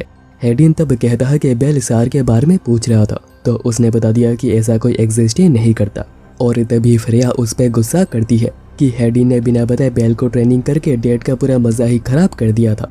और अभी हेडिन रिक्वेस्ट करता है कि उसे बेल के एजुकेशन का चार्ज दिया जाए, वो बेल को फ्रेया के लिए बिल्कुल तैयार कर देगा। और अभी इसके बाद ऐसे ही बेल की कड़ी ट्रेनिंग चलती रहती है। वान बेल को एडवाइस देता है कि उसका दाहिना हाथ फाइट के वक्त काफी हिलता है, लेकिन वो अपने इस हैबिट को अपने एनिमी को लूर करने के लिए यूज कर सकता है, लेकिन एज ए पर्सन वो बेल को अभी भी बहुत ही ज्यादा हेट करता है। और फिर रात को बेल फ्रेया के पास आता है और फ्रेया पूछती है कि क्या वो कर्ज को लिफ्ट करने के लिए तैयार है, क्या वो कोई ट्रीटमेंट लेना चाहता है। फ्रेया सोच रही थी कि अगर बेल हेस्टिया फैमिलिया के मेमोरी को एक कर्ज मान लेता है तो जीत उसी की हो जाएगी, लेकिन तभी बेल ट्रीटमेंट लेने से मना कर देता है। और इसके बाद ओटल रिपोर्ट करता है कि मामा मिया लगता नहीं है कि वो कुछ कर रही है और रियू और एसपी वो दोनों ही गायब हैं। तो फ्रेया कहती है कि चिंता मत करो, वो जरूर वापस आएंगे, उन्हें बस तैयार रहना होगा ताकि वह उन्हें पकड़ पाए और आन्या उसका भी काम करना होगा। और अभी इसी वक्त रियू और एसपी छुपकर टाउन में एंटर करते हैं। और अभी नेक्स्ट डे क्लॉय और लूनर आन्या पे बहुत ही गुस्सा हो रहे होते हैं कि आखिर उसे क्या हुआ है। वो बस कमरे में ही बैठी रहती है जिसकी वजह से उन्हें ज्यादा काम करना पड़ रहा है। आन्या तभी सार के बारे में पूछने लग जाती है तो दोनों कहते हैं कि ऐसा कोई एग्जिस्ट ही नहीं करता है, लेकिन मामा मिया को याद था जो कहती है कि बस उन दोनों को सार के बारे में याद है और किसी को नहीं, इसलिए उसे भूल जाना ही बेहतर होगा। लेकिन आन्या फ्रस्ट्रेशन में वहां से निकल जाती है और बाहर ही उसे एलन मिलता है जो कि उसे उसके साथ आने के लिए कहता है ताकि वो उसे सब कुछ एक्सप्लेन कर पाए। और उन्हें जाता हुआ रियू नोटिस करती है और अभी एलन आन्या को लेकर फ्रेया के सामने आता है और फ्रेया एक्सप्लेन करती है कि वही साइड थी, वही थी जो कि होटल में काम करती थी, वही उनके दोस्त थी और उसने आन्या को होटल में इनवाइट किया था। वो गॉडेस बनकर बिल्कुल ही बोर हो गई थी और वो इसलिए सार बनकर मजे करती थी, लेकिन आन्या इस बात को मानने को ही तैयार नहीं थी, इसलिए एलन को उस पर हाथ उठाना ही पड़ता है, जो देखकर रियू बचाने आ जाती है। और फ्रेया को पता था कि रियू ऐसे ही बाहर आएगी। रियू कहती है कि उसने उसके जान बचाई थी, उसकी हेल्प करी थी, तो वो क्या था। तो फ्रेया कहती है कि बस एक खेल जो कि वो बोरियत दूर करने के लिए खेल रही थी, लेकिन अभी वो थक चुकी है शायर बनकर। पर रियू मानने को ही तैयार नहीं थी कि वही शायर है और इसीलिए फ्रेया उसके ऊपर अपने चार्म का इस्तेमाल करती है, लेकिन तुरंत ही उसे फ्री कर देती है। कहती है कि मैं तुम्हें बेल जितना ही प्यार करती हूँ, क्यों ना तो मुझे ज्वाइन करो और हम दोनों मिलकर बेल को शेयर करें और हम तीनों प्यार के समुद्र में डूब जाए और हो सकता है कि ऐसे तुम्हारा एक प्यारा सा बेटा भी हो। लेकिन रियू इस आइडिया को बिल्कुल ही मना कर देती है और फ्रेया को पता था कि ऐसा ही कुछ होगा, इसलिए वो रियू को कैद करने का ऑर्डर देती है, लेकिन वो चार्म का यूज नहीं करेगी। लेकिन उन्हें रियू को बेल से दूर रखना होगा और आन्या का क्या करना है वो एलन देख ले। और इसलिए एलन आन्या से कहता है कि कुछ भी करने की कोशिश मत करना, वरना उस होटल को मैं मिट्टी में मिला दूंगा। यानी अभी एसपी बिल्कुल अकेली हो गई है। और फिर रात को बेल पूछता है कि क्या कुछ हुआ है, क्योंकि फ्रेया अभी बहुत ही डिप्रेस लग रही है। फ्रेया कहती है कि उसकी एक क्लोज फ्रेंड के साथ फाइट हो गई है, वैसे गलती मेरी ही थी। बेल कहता है कि उससे अपोलोजाइज कर लो, तो फ्रेया कहती है कि नहीं कर सकती, क्योंकि मुझे जो चाहिए मैं उसके लिए सब कुछ छोड़ने को तैयार हूँ। बेल कहता है कि हमेशा पैचअप करने का एक मौका होता है और तभी तुम्हें समझ आता है कि वो कितने ज़्यादा ज़रूरी थे।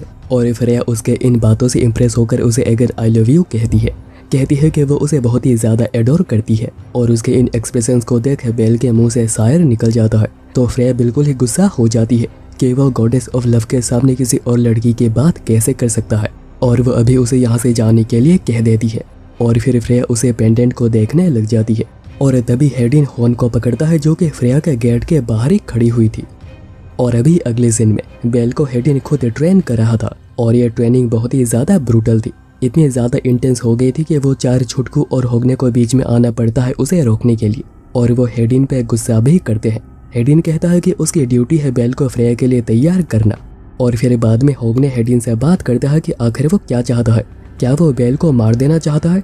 अगर ऐसा ही है तो वो खुद बेल को प्रोटेक्ट करेगा। तो हेडिन कहता है कि वो कब से बेल का दोस्त बन गया। तभी 4 छुटकू कहते हैं कि हाँ, हेडिन को एजुकेट करने की ड्यूटी मिली है, लेकिन कुछ दिनों से इतनी ज़्यादा ब्रूटल ट्रेनिंग ये बिल्कुल ही अनएक्सेप्टेबल है। हेडिन कहता है कि अभी फ्रेया बहुत ही स्ट्रेस में है, क्योंकि इतनी कोशिशों के बाद भी बेल अभी अंदर से नहीं टूटा है। अभी भी उसके हेस्टिया फैमिली के मेमोरीज को वो नहीं भूला है, और इसलिए उसे बेल का मेंटल ब्रेकडाउन करना ही होगा और कल एलन को ट्रेनिंग के लिए आना होगा। पर एलन मना कर देता है क्योंकि उसे मामा मिया पे नजर रखनी है। तो हेडिन कहता है कि कहीं वो अपनी बहन को बचाने के लिए तो ये सब कुछ नहीं कर रहा, जिससे कि एलन उस पर काफ़ी ज़्यादा गुस्सा हो जाता है। और फिर हेडिन ओटल को भी आने के लिए कहता है, लेकिन ओटल कहता है कि अगर वो आया तो कुछ ज़्यादा हो जाएगा। और अभी नेक्स्ट डे हेस्टिया वेल्फ के वर्कशॉप की चाबी लेने आई हुई थी। तभी वेल्फ कहता है कि पता नहीं कि उसने लाइट आर्मर किसके लिए बनाई थी, लेकिन वो इतना कह सकता है कि उसने इन्हें बहुत ही केयर से बनाई थी, लेकिन याद नहीं आ रहा है कि आखिर किसके लिए। और फिर हेस्टिया एसवी से मिलने के लिए आती है और एसवी बताती है कि फ्रेया फैमिली डिस्परेट हो गई है, वो किसी भी तरह बेल को तोड़ना चाहती है, जिसके लिए वो फर्स्ट क्लास एडवेंचर्स का यूज़ कर रही है ट्रेनिंग के नाम पर। क्योंकि फ्रेया के इतने कोशिशों के बाद भी बेल उनके बातों में अभी तक नहीं आ रहा। और अभी रात को बेल इस रूटीन साइकिल से बिल्कुल ही थक गया था, वो कंफ्यूज होने लगा था। और आज तो बेल फ्रेया के साथ ही सोता है उसके कहने पर, और फ्रेया ने प्रॉमिस किया है कि वो कुछ भी नहीं करेगी। फ्रेया पूछती है कि उसे क्या चाहिए, पावर, मनी, हीरो स्टेटस या फिर किसी का प्यार। तो बेल कहता है कि नहीं, उसे कुछ भी नहीं चाहिए। तो फ्रेया कहती है कि उसे पता था और इसी वजह से ही उसे बेल से प्यार हुआ है। बेल अब सोच रहा होता है कि उसे शायद गिव अप कर देना चाहिए। सारी मेमोरीज, सारी फीलिंग्स वो सभी गलत है। अभी उसे यहाँ पर फ्रेया के पास मज़ा आने लगा है, यह गर्माहट उसे पसंद आने लगी है। लेकिन उसके अंदर एक कॉर्नर था जो कि अभी शायर को भूल नहीं पा रहा था, बिल्कुल ही बिलीव करने को तैयार नहीं था कि वो सब कुछ एक झूठ था। और ये सब कुछ सोचते हुए बेल वहीं पर ही सो जाता है। और अभी नेक्स्ट डे बेल फिर से शायर के बारे में पूछता है, तो हेडिन कहता है कि ऐसा कोई एग्जिस्ट नहीं करता, ये बस उसकी एक इमेजिनेशन है। और फिर हेडिन वान को बेल पे ध्यान रखने के लिए कहता है, क्योंकि लोकी फैमिली एक्सपेडिशन से रिटर्न कर रही है, इसलिए उन्हें ध्यान रखना होगा कि डंजन से बाहर निकलते ही वो चार्म्ड हो जाए। और अभी बेल रोज के तरह ही बाहर आया हुआ था और ये देखता है कि इस बार हेरमिस फैमिली फायरवुड को डिलीवर कर रही है। खैर बेल इसके बाद होटल शायर के बारे में पूछने के लिए आता है, तो ल्यूनर और क्लोय बताती है कि ऐसा कोई एग्जिस्ट नहीं करता है। और बेल कितनी बार आकर ये सेम बात पूछेगा। और ऊपर से आनिया वो तो अजीब हरकतें कर रही है, और रियो वो तो कब से वापस ही नहीं आई है।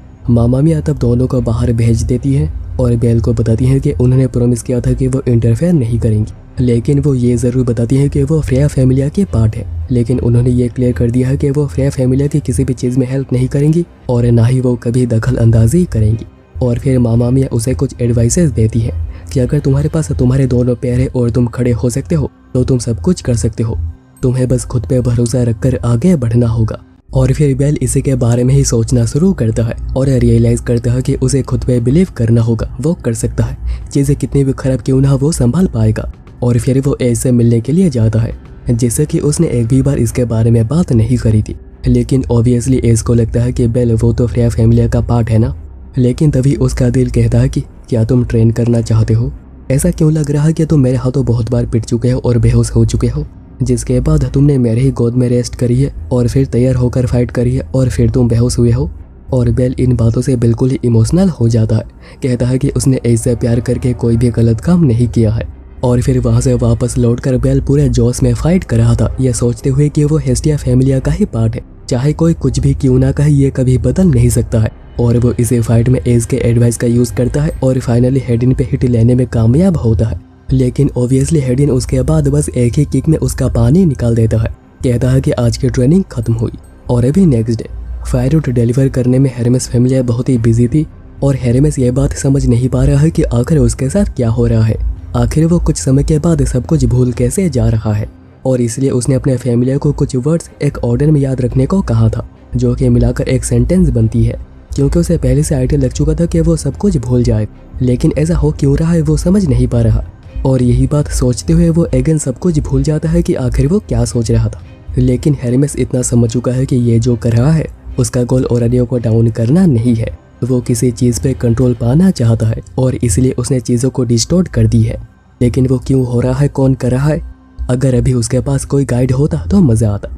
और इसलिए हेरमेस टाउन के बीचों बीच चलकर एसवी को बुलाने लग जाता है, जो कि उसे बताती है कि उसे हेस्टिया से मिलने कहाँ पर जाना है।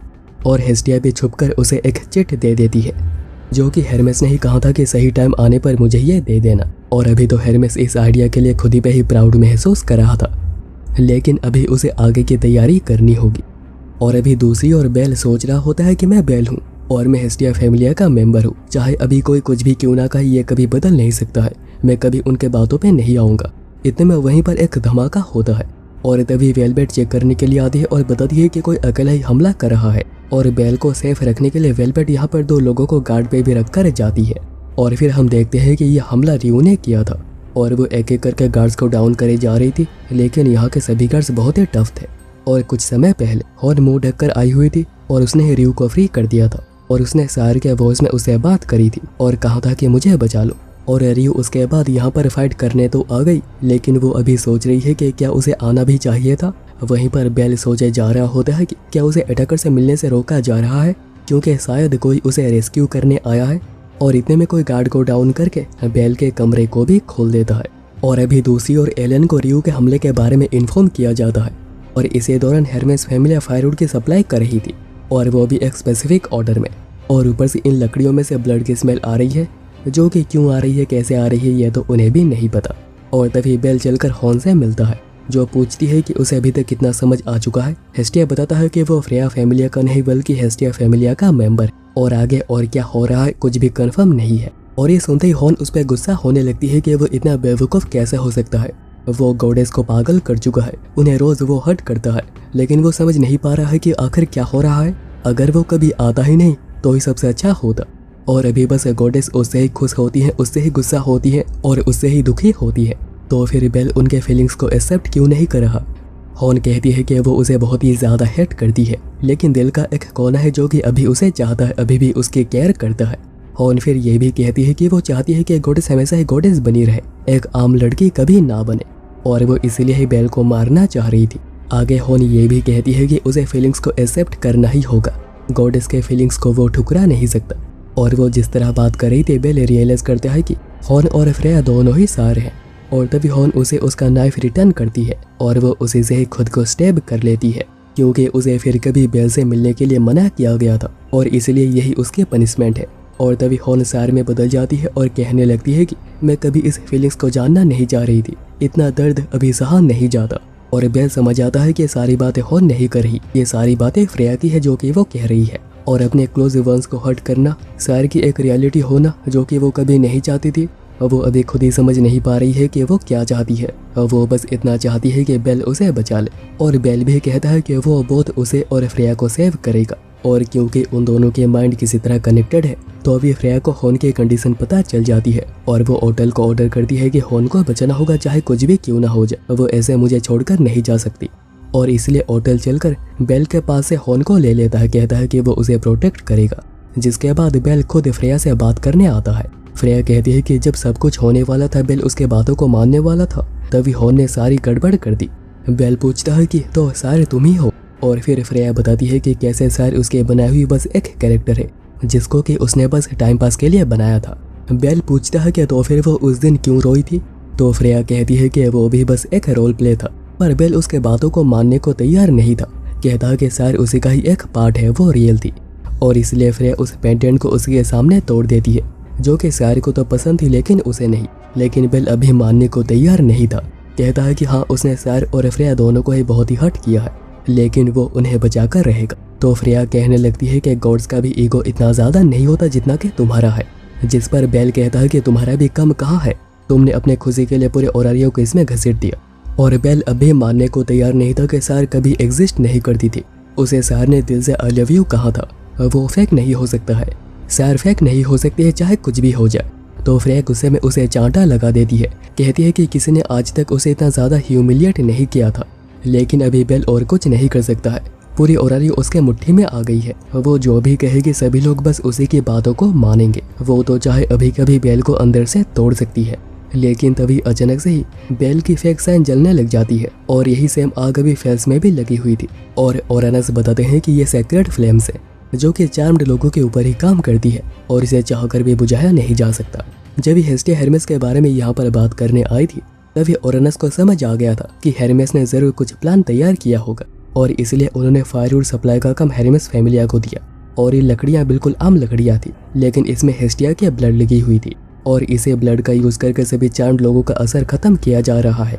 ओरानस बताते हैं कि फ्रेया बेल को एक हीरो बनाना चाह रही थी और इसीलिए उसने पूरे ओरारियो को चार्म्ड करके सभी के ग्रोथ को रोक दिया था ताकि दूसरा कोई हीरो कभी पैदा ही ना हो। और अभी हेवन में गॉडेस ऑफ ऑल्टर की टेम्पल अगेन रिक्रिएट हो रही है और उस गॉडेस का नाम हेस्टिया है। और अभी एसवी इसके लिए हेस्टिया को ऑल्टर के टॉप पे लेकर आई हुई थी, जहाँ से हेस्टिया इन फायर्स का यूज करती है और पूरे टाउन को क्लींस करती है और सभी को चार्म से फ्री कर देती है। और अभी वहीं पे दूसरी ओर रियू अभी उन्हें रेजिस्ट कर रही थी, लेकिन वो बिल्कुल ही कॉर्नर हो गई थी। और तभी वहाँ पर एज, टियोना और टियोने आते हैं, जिन्हें कि अभी सब कुछ याद आ गया है कि बेल हेस्टिया फैमिलिया का पार्ट है, ना कि फ्रेया फैमिलिया का। और वहीं दूसरी ओर वेल्फ कहता है कि उन सभी को चलकर बेल को फ्री करना होगा। और अभी तो पूरी सिटी एक आउटरेज में आ गई थी कि आखिर फ्रेया उनके मेमोरीज को ऑल्टर कैसे कर सकती है, क्या फ्रेया उन सभी को खिलौना समझती है। और तभी हेस्टिया बेल को रेस्क्यू करने वहीं पर पहुंच जाती है, जिससे कि बेल बहुत ही ज़्यादा खुश हो गया था। हेस्टिया कहती है कि अभी बेल उसका हो गया है और अभी फ्रेया चाहकर भी कुछ कर नहीं पाएगी, क्योंकि वो किसी को भी और बेवकूफ़ बना नहीं पाएगी। और अरियो अभी उसके इशारों में नहीं नाचने वाली। और इसी दौरान फिन कह रहा होता है कि वो तो ठीक है, लेकिन लोग अभी बिना कुछ किए शांत नहीं होंगे, लेकिन गिल्ड टाउन में एक फुल फाइट को कभी अलाउ नहीं करेगी। और तभी फ्रेया हेस्टिया के खिलाफ एक वॉर गेम डिक्लेयर कर देती है। अगर फ्रेया की जीत होती है तो बेल उसका होगा, और अगर हेस्टिया जीतती है तो वो जो चाहेगी फ्रेया करेगी। इवन वो हेवन जाने के लिए भी तैयार है। वैसे अभी 3 ग्रेट क्वेस्ट बाकी हैं, यानी कि अभी भी ब्लैक ड्रैगन को मारना बाकी है, इसलिए गिल्ड उसके फैमिलिया के खिलाफ कोई भी एक्शन नहीं लेगी, लेकिन वो फिर भी ये चांस ले रही है। और हेस्टिया जितने चाहे उतने फैमिलियास को अपने साथ ले सकती है, लेकिन फ्रेया बस अपने फैमिलिया से ही फाइट करेगी। बेल पूछता है कि अगर जीत उनकी होती है तो वो शायर से मिलना चाहता है, कहें तो वो फ्रेया के रियल सेल्फ से मिलना चाहता है, और फ्रेया भी इस पर एग्री करती है। और अभी नेक्स्ट डे वॉर गेम के रूल डिसाइड करने गॉड्स की एक मीटिंग रखी गई थी, और लोकी फैमिलिया इस वॉर गेम में पार्टिसिपेट नहीं कर रही, क्योंकि गिल्ड ने उन्हें पार्टिसिपेट करने से मना कर दिया है। इवन वो एज को भी हेल्प के लिए नहीं दे सकती, लेकिन बाकी फैमिलियाज हेस्टिया के साथ ही थी। वहीं पर फिन ओल्डमैन से बात करने गया हुआ था कि उन्हें फ्रेया फैमिलिया के खिलाफ फाइट करनी है, क्योंकि उन्होंने जो कुछ किया है उन्हें सबक सिखाना जरूरी है, लेकिन ओल्डमैन उसे मना कर देते हैं। रीजन है कि इतने मैसिव फाइट में ओरारियो खत्म हो जाएगा, और उन्हें रोकने के बदले ओल्डमैन 60th फ्लोर की एक रेयर इन्फॉर्मेशन शेयर करेंगे, और यही डील होती है। फिन समझ आता है कि यह सब कुछ फ्रेया की ही चाल है, ताकि हेस्टिया फैमिलिया के पास जीतने का एक मौका भी ना बचे। तो हेडिन जो कि वहीं साइड में बैठा हुआ था, कहता है कि फ्रेया ने सभी फैमिलिया के खिलाफ एक वॉर डिक्लेयर करी है, और तुम इस वॉर गेम में हिस्सा नहीं ले सकते हो, यह तुम्हारी गलती है। और अभी दूसरी ओर सभी लोग बेल से माफी मांग रहे होते हैं अपने खराब बिहेवियर के लिए, लेकिन बेल उल्टा उन सबके हेल्प की रिक्वेस्ट करता है वॉर गेम को जीतने के लिए, जिसके लिए वो सभी पहले से ही तैयार थे। और तभी हेस्टिया वॉर गेम के रूल्स बताने के लिए आती है, और इस गेम का नाम होगा हाइड एंड सीक, जहाँ पर गॉड्स को छुपना होगा और एनिमी टीम उन्हें ढूंढेगी, और जो आखिरी तक बची रहेगी जीत उसी की होगी। लेकिन यहाँ पर फैमिलिया एक दूसरे को रोक सकती हैं। वेल्फ कहता है कि उसे जितनी हो सके उतने मैजिक सोर्स को बनानी होगी, और लिली स्ट्रेटेजी बनाने के लिए बैठ जाती है, लेकिन उसे कुछ भी समझ नहीं आ रहा होता है कि वो क्या करेगा, क्योंकि उसके खिलाफ हेडिन है जो कि बहुत ही शार्प है। और तभी फिन वहाँ पर आता है लिली की स्ट्रेटेजी बनाने में मदद करने, क्योंकि वो बहुत बार फ्रेया फैमिलिया के खिलाफ फाइट कर चुका है और वो लिली को एज स्ट्रेटेजिस्ट ट्रेन भी करेगा। इसी दौरान टियोना बेल की ट्रेनिंग में मदद करने के लिए आई हुई थी और सुबह के मैजिक सोर्स बनाने में मदद कर रही है। और मॉड वो भी हेस्टिया फैमिलिया के साथ ही है, क्योंकि वो बेल की हेल्प करना चाहता है। और वैसे गनेसा फैमिलिया पार्टिसिपेट नहीं कर रही और उनकी ड्यूटी है रूल्स फॉलो हो रहे हैं या नहीं वो देखना। और वैसे लूफियस और डोरमुल की वजह से उनके गॉड्स को भी हेस्टिया का साथ देना पड़ रहा था, वरना वो तो फ्रेया के डर से फाइट ही नहीं करते। पर हेरमेस का कहना था कि ये बिल्कुल वन साइडेड है, लोकी फैमिलिया के बिना हेस्टिया फैमिलिया जीत ही नहीं पाएगी। वैसे हेरमेस भी पार्टिसिपेट नहीं कर रहा, लेकिन आयसा कर रही है और एसपी सभी मैजिक आइटम्स के साथ लिली को सपोर्ट करने के लिए तैयार है। और अभी रात को हेस्टिया स्टेटस अपडेट करती है और अभी बेल लेवल 5 का हो गया है और उसे वेनेटिस ट्रेवेर की एबिलिटी मिली है, जो कि उसे चार्म के खिलाफ स्ट्रॉन्ग बनाती है और उसकी एस्केप एबिलिटी भी इंक्रीज हुई है, जिससे कि अगर कोई भी उसका पीछा करेगा तो उसकी स्पीड और भी बढ़ जाएगी। बेल पूछता है कि क्या वो फ्रेया फैमिलिया के खिलाफ टिक पाएंगे, तो हेस्टिया कहती है कि ऑनेस्टली उसे नहीं लगता है कि वो टिक पाएंगे, लेकिन बेल ट्राई करने की बात करता है। और अभी दूसरी ओर एलन बताता है कि वॉर गेम 6 दिन के बाद होगा और वो होगा ओजला सिटी रूइंस में। और फ्रेया ने ही एज को बेल से दूर रखा है, क्योंकि वो बेल को और स्ट्रॉन्ग बनाने का रिस्क नहीं लेना चाहती। दूसरी ओर होग ने कह रहा होता है कि वो बेल को और भी स्ट्रॉन्ग बनाना चाह रहा था, लेकिन बैटल में वो बिल्कुल कड़ी टक्कर देगा।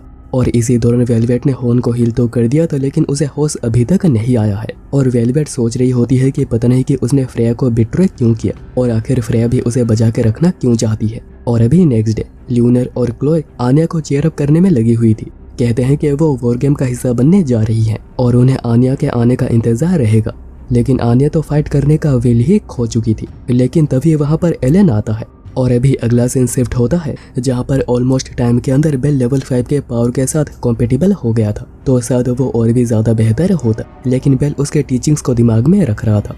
और अभी वॉर गेम का दिन, गनेसा फैमिली आज भी कमेंट्री कर रही है और हर बार की तरह ये बैटल हर जगह पर टेलीकास्ट की जा रही है। एलाइड आर्मी को ईस्ट साइड और फ्रेया फैमिलिया को वेस्ट साइड मिली है और मेंबर्स को अपने ओपोनेंट के गॉड को ढूंढना होगा और फैमिलिया के मेंबर्स एक दूसरे को रोक भी सकते हैं, जिसके लिए यहाँ पर कुछ भी किया जा सकता है। लेकिन मैच को जीतने के लिए एलाइड आर्मी को बस फ्रेया को ही ढूंढना होगा, लेकिन फ्रेया फैमिलिया को जीतने के लिए एलाइड आर्मी के सभी गॉड्स को ढूंढना होगा, यानी कि अभी एलाइड आर्मी का अपर हैंड है। और अभी हेस्टिया बता रही होती है कि सभी गॉड्स को एक एक फ्लावर पहनना होगा, जिसको अगर वो खो देते हैं तो उनकी फैमिलिया एलिमिनेट हो जाएगी।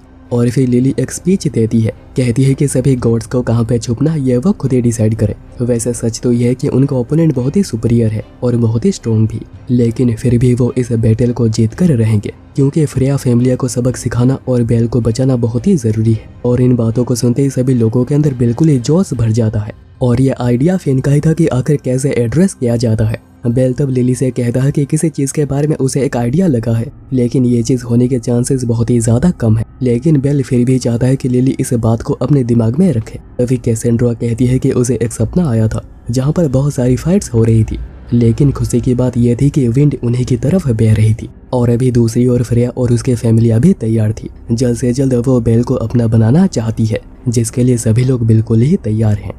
और अभी इसके बाद वॉर गेम स्टार्ट होती है और एलाइड आर्मी चार्ज करती है, लेकिन फ्रेया फैमिलिया कहीं भी नजर नहीं आ रही थी। और लिली इन क्रिस्टल से सभी लोगों से कनेक्टेड है और सभी से बातें कर रही है। और लिली ने 70% फोर्स का फ्रेया फैमिलिया कहाँ पर है वो ढूंढने में लगा दिया है, क्योंकि उन्हें ऑफेंस पे ही जाना होगा, क्योंकि वो फ्रेया फैमिलिया के हमलों को कभी डिफेंड कर नहीं पाएंगे। लेकिन अभी प्रॉब्लम यह है कि फ्रेया फैमिलिया कहीं पर भी दिखाई नहीं दे रही। इवन फ्रेया फैमिलिया के टेरिटरी में आधे रास्ते तक आने के बाद भी वो कहीं पर भी दिखाई नहीं दे रहे। लेकिन अभी थोड़ी देर के बाद लूवियस उन्हें स्पॉट करता है और फ्रेया फैमिलिया के सभी लोग एक जगह पर इकट्ठा थे और फ्रेया उनके पीछे ही बैठी हुई थी, जो कि सभी को बहुत ही इजीली नजर आ रही थी। हेरमेस कहता है कि उन्होंने बड़ी चालाकी से इसे एक ऑल आउट वॉर में बदल दिया है। फ्रेया सामने ही है, अगर उसे पकड़ सको तो पकड़ लो। लिली समझ नहीं पा रही होती है कि वो क्या करेंगे। तभी बेल कहता है कि उन्हें करना होगा और लिली सबसे पहले अपना फोर्सेस को रिस्ट्रक्चर करती है और हेडिन ऑर्डर करता है कि उन्हें फुल ऑफेंस पे जाना होगा। और अभी दूसरी ओर हेस्टिया और हेफाइस्टस एक ही साथ छुपे हुए थे और हेफाइस्टस कहती है कि उन्हें बस अभी अपने फैमिलिया पे भरोसा करना होगा। और तभी लिली के ऑर्डर पे सभी लोग चार्ज करते हैं और सामने से फ्रेया फैमिलिया भी आ रही थी, इसलिए वो मैजिक सोर्ड्स का इस्तेमाल करते हैं जो कि सभी लोगों के पास थी और 2 बारी में वो उन्हें डाउन कर देते हैं। लेकिन तभी वेलवेट और उसकी टीम उन्हें हील कर देती है और उनका यही प्लान था कि उनके मैजिक सोर्ड्स को जितना हो सके उतना खराब कर देना। और अभी ठीक ऐसा ही हो रहा था।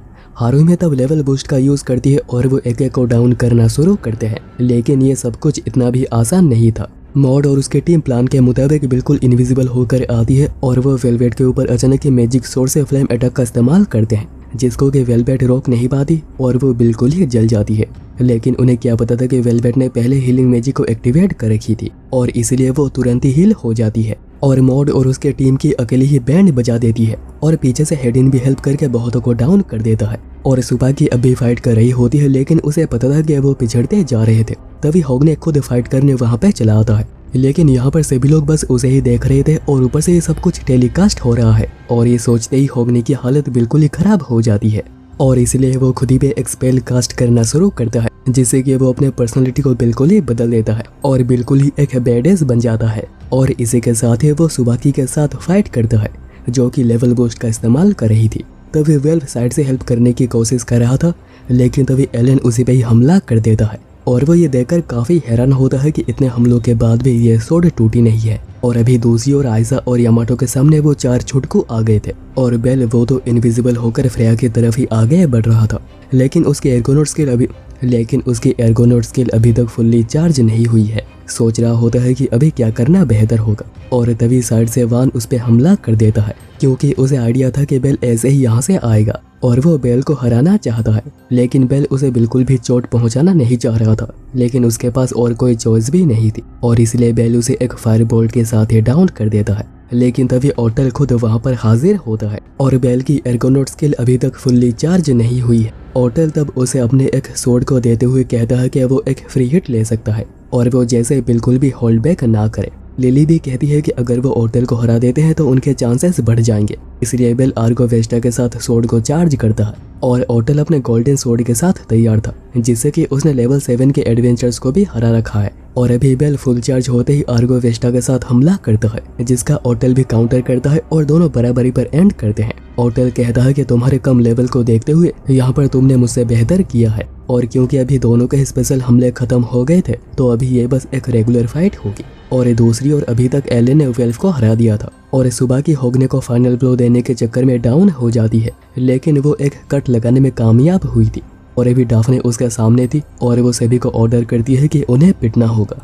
और अभी दूसरी ओर आजा और यामाटो फाइट कर रहे होते हैं और नाजा दूर से मैजिक सोर्स को स्नाइप कर रही थी, जिस वजह से वो दोनों अभी तक चारों के सामने टिके हुए थे। लेकिन वहीं पर बेल ओटल से बहुत ही बुरी तरह पिट चुका था, लेकिन वो फिर भी फायर बोल्ट का इस्तेमाल करता है, जो कि नाकामयाब रहता है और ओटल उसे पकड़कर पटक देता है। और अभी बेल इतने ज्यादा दर्द में था कि अब वो ओटल को उसे छोड़ देने की भीख मांगने लगता है और ये देखकर तो एना रोने ही लगी थी और एसवी कुछ करने के लिए निकल जाती है। ओटल तब बेल से कहता है कि अगर तुम्हें गॉडेस फ्रेया का प्यार पाना है तो सबसे पहले तुम्हें मुझे सरपास करना होगा। और फ्रेया वहीं पर बैठे बैठे बहुत ही फ्रस्ट्रेट हो गई थी कि कैसे हॉन बिल्कुल ही उसकी मिरर बन जाती है और फ्रेया ऑर्डर करती है कि जल्द से जल्द इस वॉर गेम को खत्म करो और इसलिए एलन ईस्ट साइड की ओर चार्ज करता है और एक एक कर एलन और उसकी टीम सभी गोड्स को बहुत ही इजीली ढूंढ निकालती है और कुछ तो डर कर खुद ही बाहर आ जाते हैं। हेफाइस्टस तभी हेस्टिया को फ्रंट लाइन की ओर जाने के लिए कहती है, क्योंकि अगर वो पकड़ी जाती है तो उनका हारना तय है और ताकि और हेफाइस्टस यहाँ पर उन्हें डिस्ट्रैक्ट करने का काम करेंगे। लेकिन थोड़ी ही देर के बाद वो दोनों भी पकड़े जाते हैं और अभी 46 फैमिलियाज में से बस 4 फैमिलियाँ ही रिमेनिंग थी। लगता है कि वॉर गेम बहुत ही जल्द खत्म होने वाली है। लिली सोच रही होती है कि ऐसा होना बिल्कुल भी सरप्राइजिंग नहीं है, उन्हें बस अभी एक पावरफुल पुश चाहिए जिससे कि चीजें उन्हीं की तरफ पलट जाएंगी, लेकिन ये कैसे करना है वो पता नहीं। वहीं पर डाफने अकेली होगने के सामने रेजिस्ट कर रही थी, क्योंकि बाकी सब लोग अभी तक डाउन हो चुके थे और होगने अपने कस्ड वेपन का इस्तेमाल कर रहा था, जिससे कि कैसेंड्रा की हीलिंग डाफने के ऊपर बहुत ही स्लो हो गई थी और डाफने बस अपने इस आउट टाइप मैजिक की वजह से अभी तक टिकी हुई है, जिससे कि उसकी पूरी बॉडी लकड़ी जैसी बन जाती है, लेकिन वो भी ज्यादा देर तक रेजिस्ट नहीं कर पाती। होगने एक बड़े से कट के साथ उसे भी डाउन कर देता है, लेकिन डाफने कैसेंड्रा को उसे फिर से हील करने के लिए कह रही थी, पर होगने कहता है कि अगर वो अभी रेजिस्ट करते हैं तो वो उन्हें मार देगा और इसलिए कैसेंड्रा डाफने को बचाने के लिए सरेंडर कर देती है। होगने सोच रहा होता है कि यहाँ पर सब कुछ क्लियर हो गया है, लेकिन तभी वहाँ पर हवा बहने लग जाती है। लेकिन अभी दूसरी तरफ ओटल बेल को बस मारे ही जा रहा था और बेल तो भी इस हाल में पहुंच गया था कि वो ओटल को उसे छोड़ दे ये कहने के लायक भी नहीं बचा था और वो समझ गया था कि वो ओटल को हरा नहीं पाएगा और यहाँ पर उनकी हार निश्चित है। लेकिन तभी उसे हॉन और फ्रेया को बचाने की प्रॉमिस याद आती है और इसलिए वो हिम्मत करके काउंटर करने की नाकाम कोशिश करता है। और अभी दूसरी ओर हम लोग देखते हैं कि होगने के सामने रियू एंटर करती है और उसके आते ही होगने उसके ऊपर हमला कर देता है। लेकिन होगने रियलाइज करता है कि रियू लास्ट टाइम से बहुत ही ज्यादा इम्प्रूव हो गई है, जैसे कि वो लेवल 6 की हो गई हो। लेकिन वो एक ही साथ 2 रैंक अब कैसे हो सकती है। हेरमेस को याद आता है कि जिस दिन रियू ने ओरारियो में बिल्कुल मैसेकर कर दिया था वो तभी टॉप टियर लेवल 4 की थी। उसके बाद उसने बहुत सारी मुश्किल फाइट्स करी है और वो अभी एस्ट्रिया के पास ही गई थी जिसने कि उसके स्टेटस को अपडेट कर दी है और उसके लेवल अभी 6 की हो गई है और ये स्पेशल सूट वो अभी एस्ट्रिया ने ही उसे दी है। और अभी तो होगने रियू के सामने पिछड़ने लगा था, लेकिन तभी वेलवेट और उसकी टीम वहाँ पर हाजिर होती है। ऑल्दो होगने यहाँ पर किसी की भी इंटरफेरेंस नहीं चाह रहा था, लेकिन वेलवेट के लिए वॉर गेम को जीतना ज्यादा जरूरी है। और तभी रियू चैंटिंग करना शुरू करती है जिसके साथ एक बैरियर भी बन गया था ताकि कोई भी उसे रोक ना पाए। इसलिए होगने खुद बैरियर को तोड़ने के लिए आता है और फाइनली वो बहुत ही कोशिशों के बाद बैरियर को तोड़ देता है, लेकिन देर हो गई थी। रियू फ्लेम एन्चेंटमेंट के साथ बिल्कुल ही तैयार थी और ये मैजिक एलिस की है और इसी मैजिक के साथ वो सभी को बहुत ही इजीली डाउन करना शुरू करती है। और इस मैजिक का नाम है एस्ट्रिया रिकॉर्ड, जिससे कि रियू अपने कॉमरेड्स के स्पेल का यूज कर सकती है। और अभी एस्ट्रिया, डिमीटर और एक गॉड एलाइड आर्मी को ज्वाइन करते हैं और हेस्टिया फैमिली को वापस देख सभी लोग बहुत ही ज्यादा इमोशनल हो गए थे और सभी उसी के लिए ही चीयर कर रहे थे। और अभी तक तो रियू ऑलमोस्ट सभी को ही डाउन कर चुकी थी। फिर होगने ही अकेला बाकी हुआ था जो कि उसके साथ फाइट कर रहा था और रियू फाइट करते हुए ही एक और चेंटिंग करना शुरू करती है और वो एक बहुत ही पावरफुल ल्यूमिनस विंड का इस्तेमाल करती है। जिसके बाद हम देखते हैं कि वहाँ पर होगने अभी भी खड़ा था और अभी रियू होगने के साथ 1-on-1 फाइट करने लग जाती है और होगने तभी उसके ऊपर एक कट लगाने में कामयाब रहता है। कहता है कि उसे फ्लेम एन्चेंटमेंट को काउंटर करना आता है, लेकिन होगने तभी पिछड़ना शुरू करता है क्योंकि कर्स वेपन होती तो बहुत ही पावरफुल है, लेकिन कर्स वेपन अपने यूजर के हाई स्टेमिना और स्टेट्स को ड्रॉप कर देती है। और अभी तक जितने लोगों ने उसे फाइट करी है सभी का काम बस एक ही था कि जितना हो सके उसके ताकत को वेस्ट किया जाए। और अभी रियू होगने के चेस्ट पे 2 कट्स लगाने के बाद एल्वेरिया अटैक का इस्तेमाल करती है और होगने को वहीं पर ही हरा देती है। वैसे एक समय था जब होगने एलिस और उसके फ्लेम एन्चेंटमेंट को एडमायर किया करता था और अभी उसे हराने के बाद एलाइड आर्मी में खुशी की लहर दौड़ पड़ी थी कि उन्होंने फाइनली एक फर्स्ट क्लास एडवेंचर को डाउन कर दिया है और वो ये मैच जीत पाएंगे। लेकिन तभी वेलवेट जो कि खुद को हील कर चुकी थी कहती है कि उनके पास ताकत है और वो तुरंत ही होगने और बाकियों को हील कर देंगे और वो उन्हें तब तक हील करते रहेंगे जब तक कि वो इस मैच को जीत नहीं जाते। लेकिन तभी अचानक हेडिन पीछे से वेलवेट के टीम के ऊपर हमला करके उसे ही डाउन कर देता है और फिर वो वेलवेट के ऊपर भी हमला कर देता है और अभी तो कोई भी कुछ समझ नहीं पा रहा था कि अभी क्या हो रहा है। और बेल ने लिली को इसी के बारे में कहा था कि हेडिन उनकी हेल्प कर सकता है क्योंकि उसका मेन एजेंडा फ्रेया की भलाई है। वेलवेट अब हेडिन पे गुस्सा करती है कि वो ये क्या कर रहा है, वो फ्रेया को इन सबको कैसे धोखा दे सकता है। तो हेडिन कहता है कि वो जो कर रहा है फ्रेया के भलाई के लिए कर रहा है, जैसे कि हॉर्न ने भी किया था। वेलवेट कहती है कि वो अभी गोल्डन मैजिक का इस्तेमाल करेगी जिससे कि वो मर नहीं सकती और ये एबिलिटी उसे फ्रेया से ही मिली है। तो हेडिन कहता है कि कभी ना कभी तो उसके मैजिक पावर खत्म होगी ही और ये कहने के बाद वो वेलवेट पे हमला कर देता है। और फ्रेया तो बिल्कुल ही शौक में थी कि हेडिन ने यह क्या कर दिया क्योंकि अभी एलाइड आर्मी के जीतने के चांसेस काफी बढ़ गए हैं और अभी बस बैटलफील्ड में 4 छुटकू ही बाकी थे। लेकिन उससे फाइट करने क्लॉय, ल्यूनर और आनिया आ चुकी थी और अभी हेडिन के बिट्रे की खबर और आनिया के आने की बात दोनों ही एलन को इन्फॉर्म करी जाती है जिससे कि वो काफी गुस्सा हो गया था। आनिया बताती है कि फाइट करने की उसकी विल खत्म हो गई थी, लेकिन तभी बैट उसके कमरे में आया था और वो आनिया को लेकर हॉर्न के पास गया जो कि सार के ट्रू फीलिंग्स को रिफ्लेक्ट करती है और वो बेहोशी के हाल में ही आनिया, क्लॉय, ल्यूनर, रियू सभी लोगों से माफी मांग रही थी। आनिया को ज्यादा कुछ समझ तो नहीं आया, लेकिन वो अपने फैमिली को प्रोटेक्ट करना चाहती है और ये सब कुछ लोकी का ही आइडिया था।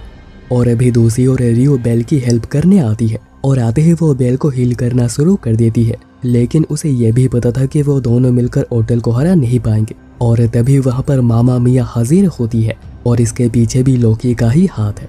लोकी मिया से बात करने गई थी जो फ्रेया फैमिली के फॉर्मर कैप्टन है और मिया को पता है कि सारी फ्रेया के रियल सेल्फ है। तो लोकी कहती है कि क्या वो फ्रेया की हेल्प नहीं करेगी, क्या वो उसे सेव नहीं करेगी। तो मिया कहती है कि उसने प्रॉमिस किया था, तो जब तक फ्रेया खुद उसे हेल्प के लिए नहीं कहती वो नहीं जाएगी उसकी मदद करने। और फिर इसलिए लोकी मिया को लेकर हॉर्न के पास आती है और वहीं पर हॉर्न कह रही होती है कि मिया तुम्हें मुझे बचाना ही होगा, मेरी मदद करो और मुझे बचा लो। और अभी इसलिए मिया खुद यहाँ पे उसकी मदद करने आई है और अभी वो तीनों मिलकर होटल की छुट्टी कर देंगे और अभी उन दोनों के बीच फाइट स्टार्ट हो जाती है। और एक समय पे मिया होटल से भी ज्यादा ताकतवर हुआ करती थी और क्लोए और ल्यूनर फाइट इसीलिए कर पा रही है क्योंकि उनके गॉड्स ने भी एलाइड आर्मी ज्वाइन करी है और आन्या वो तो फ्रेया फैमिलिया की है ही और एस्ट्रिया को ज्वाइन करवाने के पीछे हेरमेस का हाथ है। और वहीं दूसरी ओर मिया अभी तक बचा हुआ था जो हेस्टिया को फ्रंट लाइन जाकर अपने फैमिली के स्टेटस को अपडेट करने के लिए कहता है जैसे कि उनकी थोड़ी बहुत ही सही लेकिन उनकी पावर तो इंक्रीज होगी। और अभी दूसरी ओर मिया और होटल एक दूसरे को बराबर के टक्कर दे रहे थे क्योंकि होटल पहले से ताकतवर हुआ है और मिया बिना ट्रेनिंग के ढीली पड़ गई है।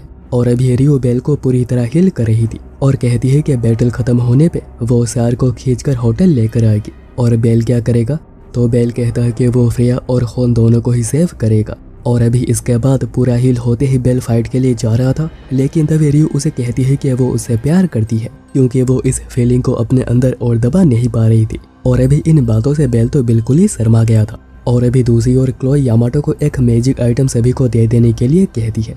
लिली सोच रही होती है कि एलन की यहाँ पर पहुँचने से पहले उन्हें इन चारों को हराना होगा और तभी उन्हें अपर हैंड मिल पाएगा। और फिर आन्या एक मैजिक अटैक का इस्तेमाल करती है जिसकी रेंज इतनी ज़्यादा होती है कि लिली और एलन भी इफेक्ट होते हैं और उसकी ये साउंड जिसको भी सुनाई देती है उनकी स्टेट्स काफ़ी ज़्यादा गिर जाती है और इसलिए क्लोए ने उन लोगों को मैजिक आइटम दी थी। और फिर वो तीनों मिलकर उन चारों के ऊपर बिल्कुल ही टूट पड़ती है। लिली सोच रही थी कि उन्हें पहले उन चारों के टीम वर्क को डिसरप्ट करना होगा और इसलिए हारुहिमे के लेवल बूस्ट चाहिए और ये पता होते हुए भी कि हारुहिमे की स्किल पब्लिक हो जाएगी हारुहिमे इसका इस्तेमाल करती है क्योंकि वो खुद से ज़्यादा ये चाहती है कि वो जीत जाए। और तभी लिली उन चारों के ऊपर स्मोक बॉम्ब का इस्तेमाल करती है और यामाटो ग्रेविटी मैजिक का जिसके बाद सभी उन लोगों पे बिल्कुल ही टूट पड़ते हैं। और लिली सेफ शिफ्टिंग का इस्तेमाल करके उन्हें कंफ्यूज करने की कोशिश करती है लेकिन वो फेल हो जाती है। पर स्मोक होने की वजह से वो सभी अकेले पड़ गए थे और वो सभी बाकियों से पिट जाते हैं। और अभी आखिरी वाले को आय से हेल कायो से डाउन कर देती है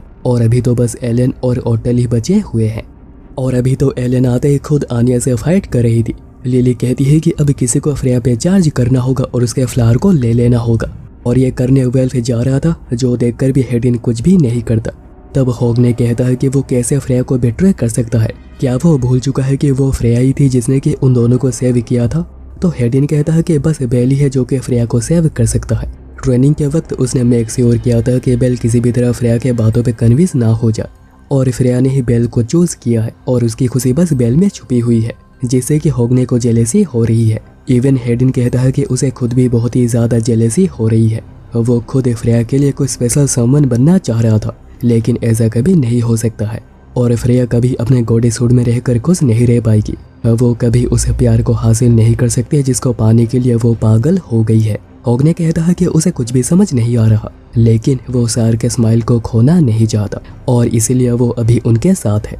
और अभी दूसरी ओर एलन और आन्या फाइट कर रहे थे और एलन आन्या पे काफ़ी भारी भी पड़ रहा था और अभी क्लोए वगैरह उसकी हेल्प करना चाह रही थी लेकिन 4 छुटकों में से अभी एक बचा हुआ था जो कहता है कि वो मरते दम तक फ्रेया को प्रोटेक्ट करेगा। और तभी होग ने खुद आन्या को सेव करने आता है। एलन समझ नहीं पाता है कि अभी इसे क्या हो गया तो होग ने कहता है कि वो सार के स्माइल को खोना नहीं चाहता इसलिए वो हेडिन और बेल के साथ है ताकि वो फ्रेया को फ्री कर सके। एलन कहता है कि उसने फ्रेया के लॉयल्टी की कसम खाई थी और उसी से ही उसे ताकत मिलती है और इसीलिए वो फ्रेया को प्रोटेक्ट करके ही रहेगा।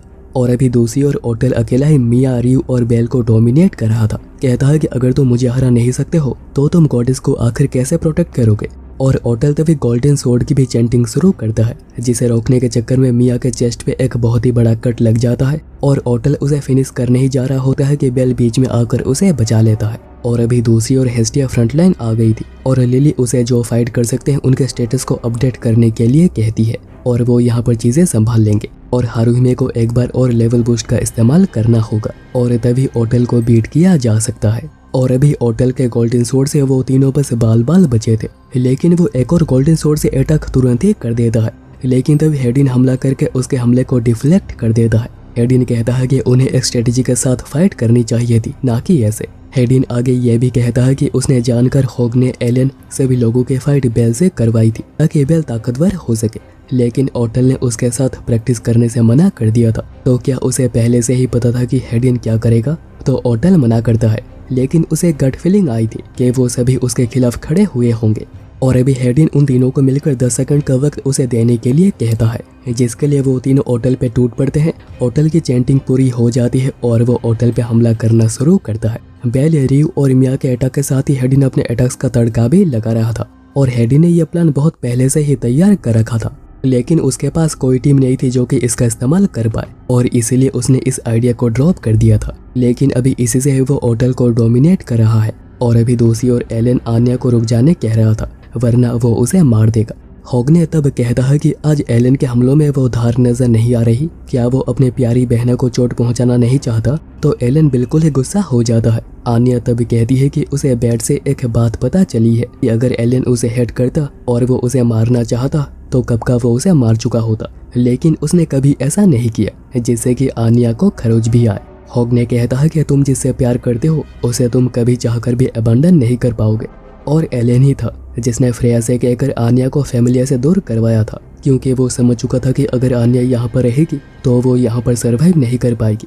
उसने ये तक कहा था कि वो डबल मेहनत करेगा और वो आन्या के कमी को महसूस होने नहीं देगा। यानी कि एलन हमेशा से ही आन्या की केयर करता हुआ आया है, लेकिन उसने कभी वो दिखाया नहीं। एलन कहता है कि उसकी अटमोस्ट लॉयल्टी फ्रेया के प्रति है, जिससे कि उसे ताकत मिलती है, और जब तक वो ब्लैक ड्रैगन जिसने कि उनके घर को तबाह कर दिया था उसे खत्म नहीं कर देता, वो फाइट करना नहीं छोड़ सकता।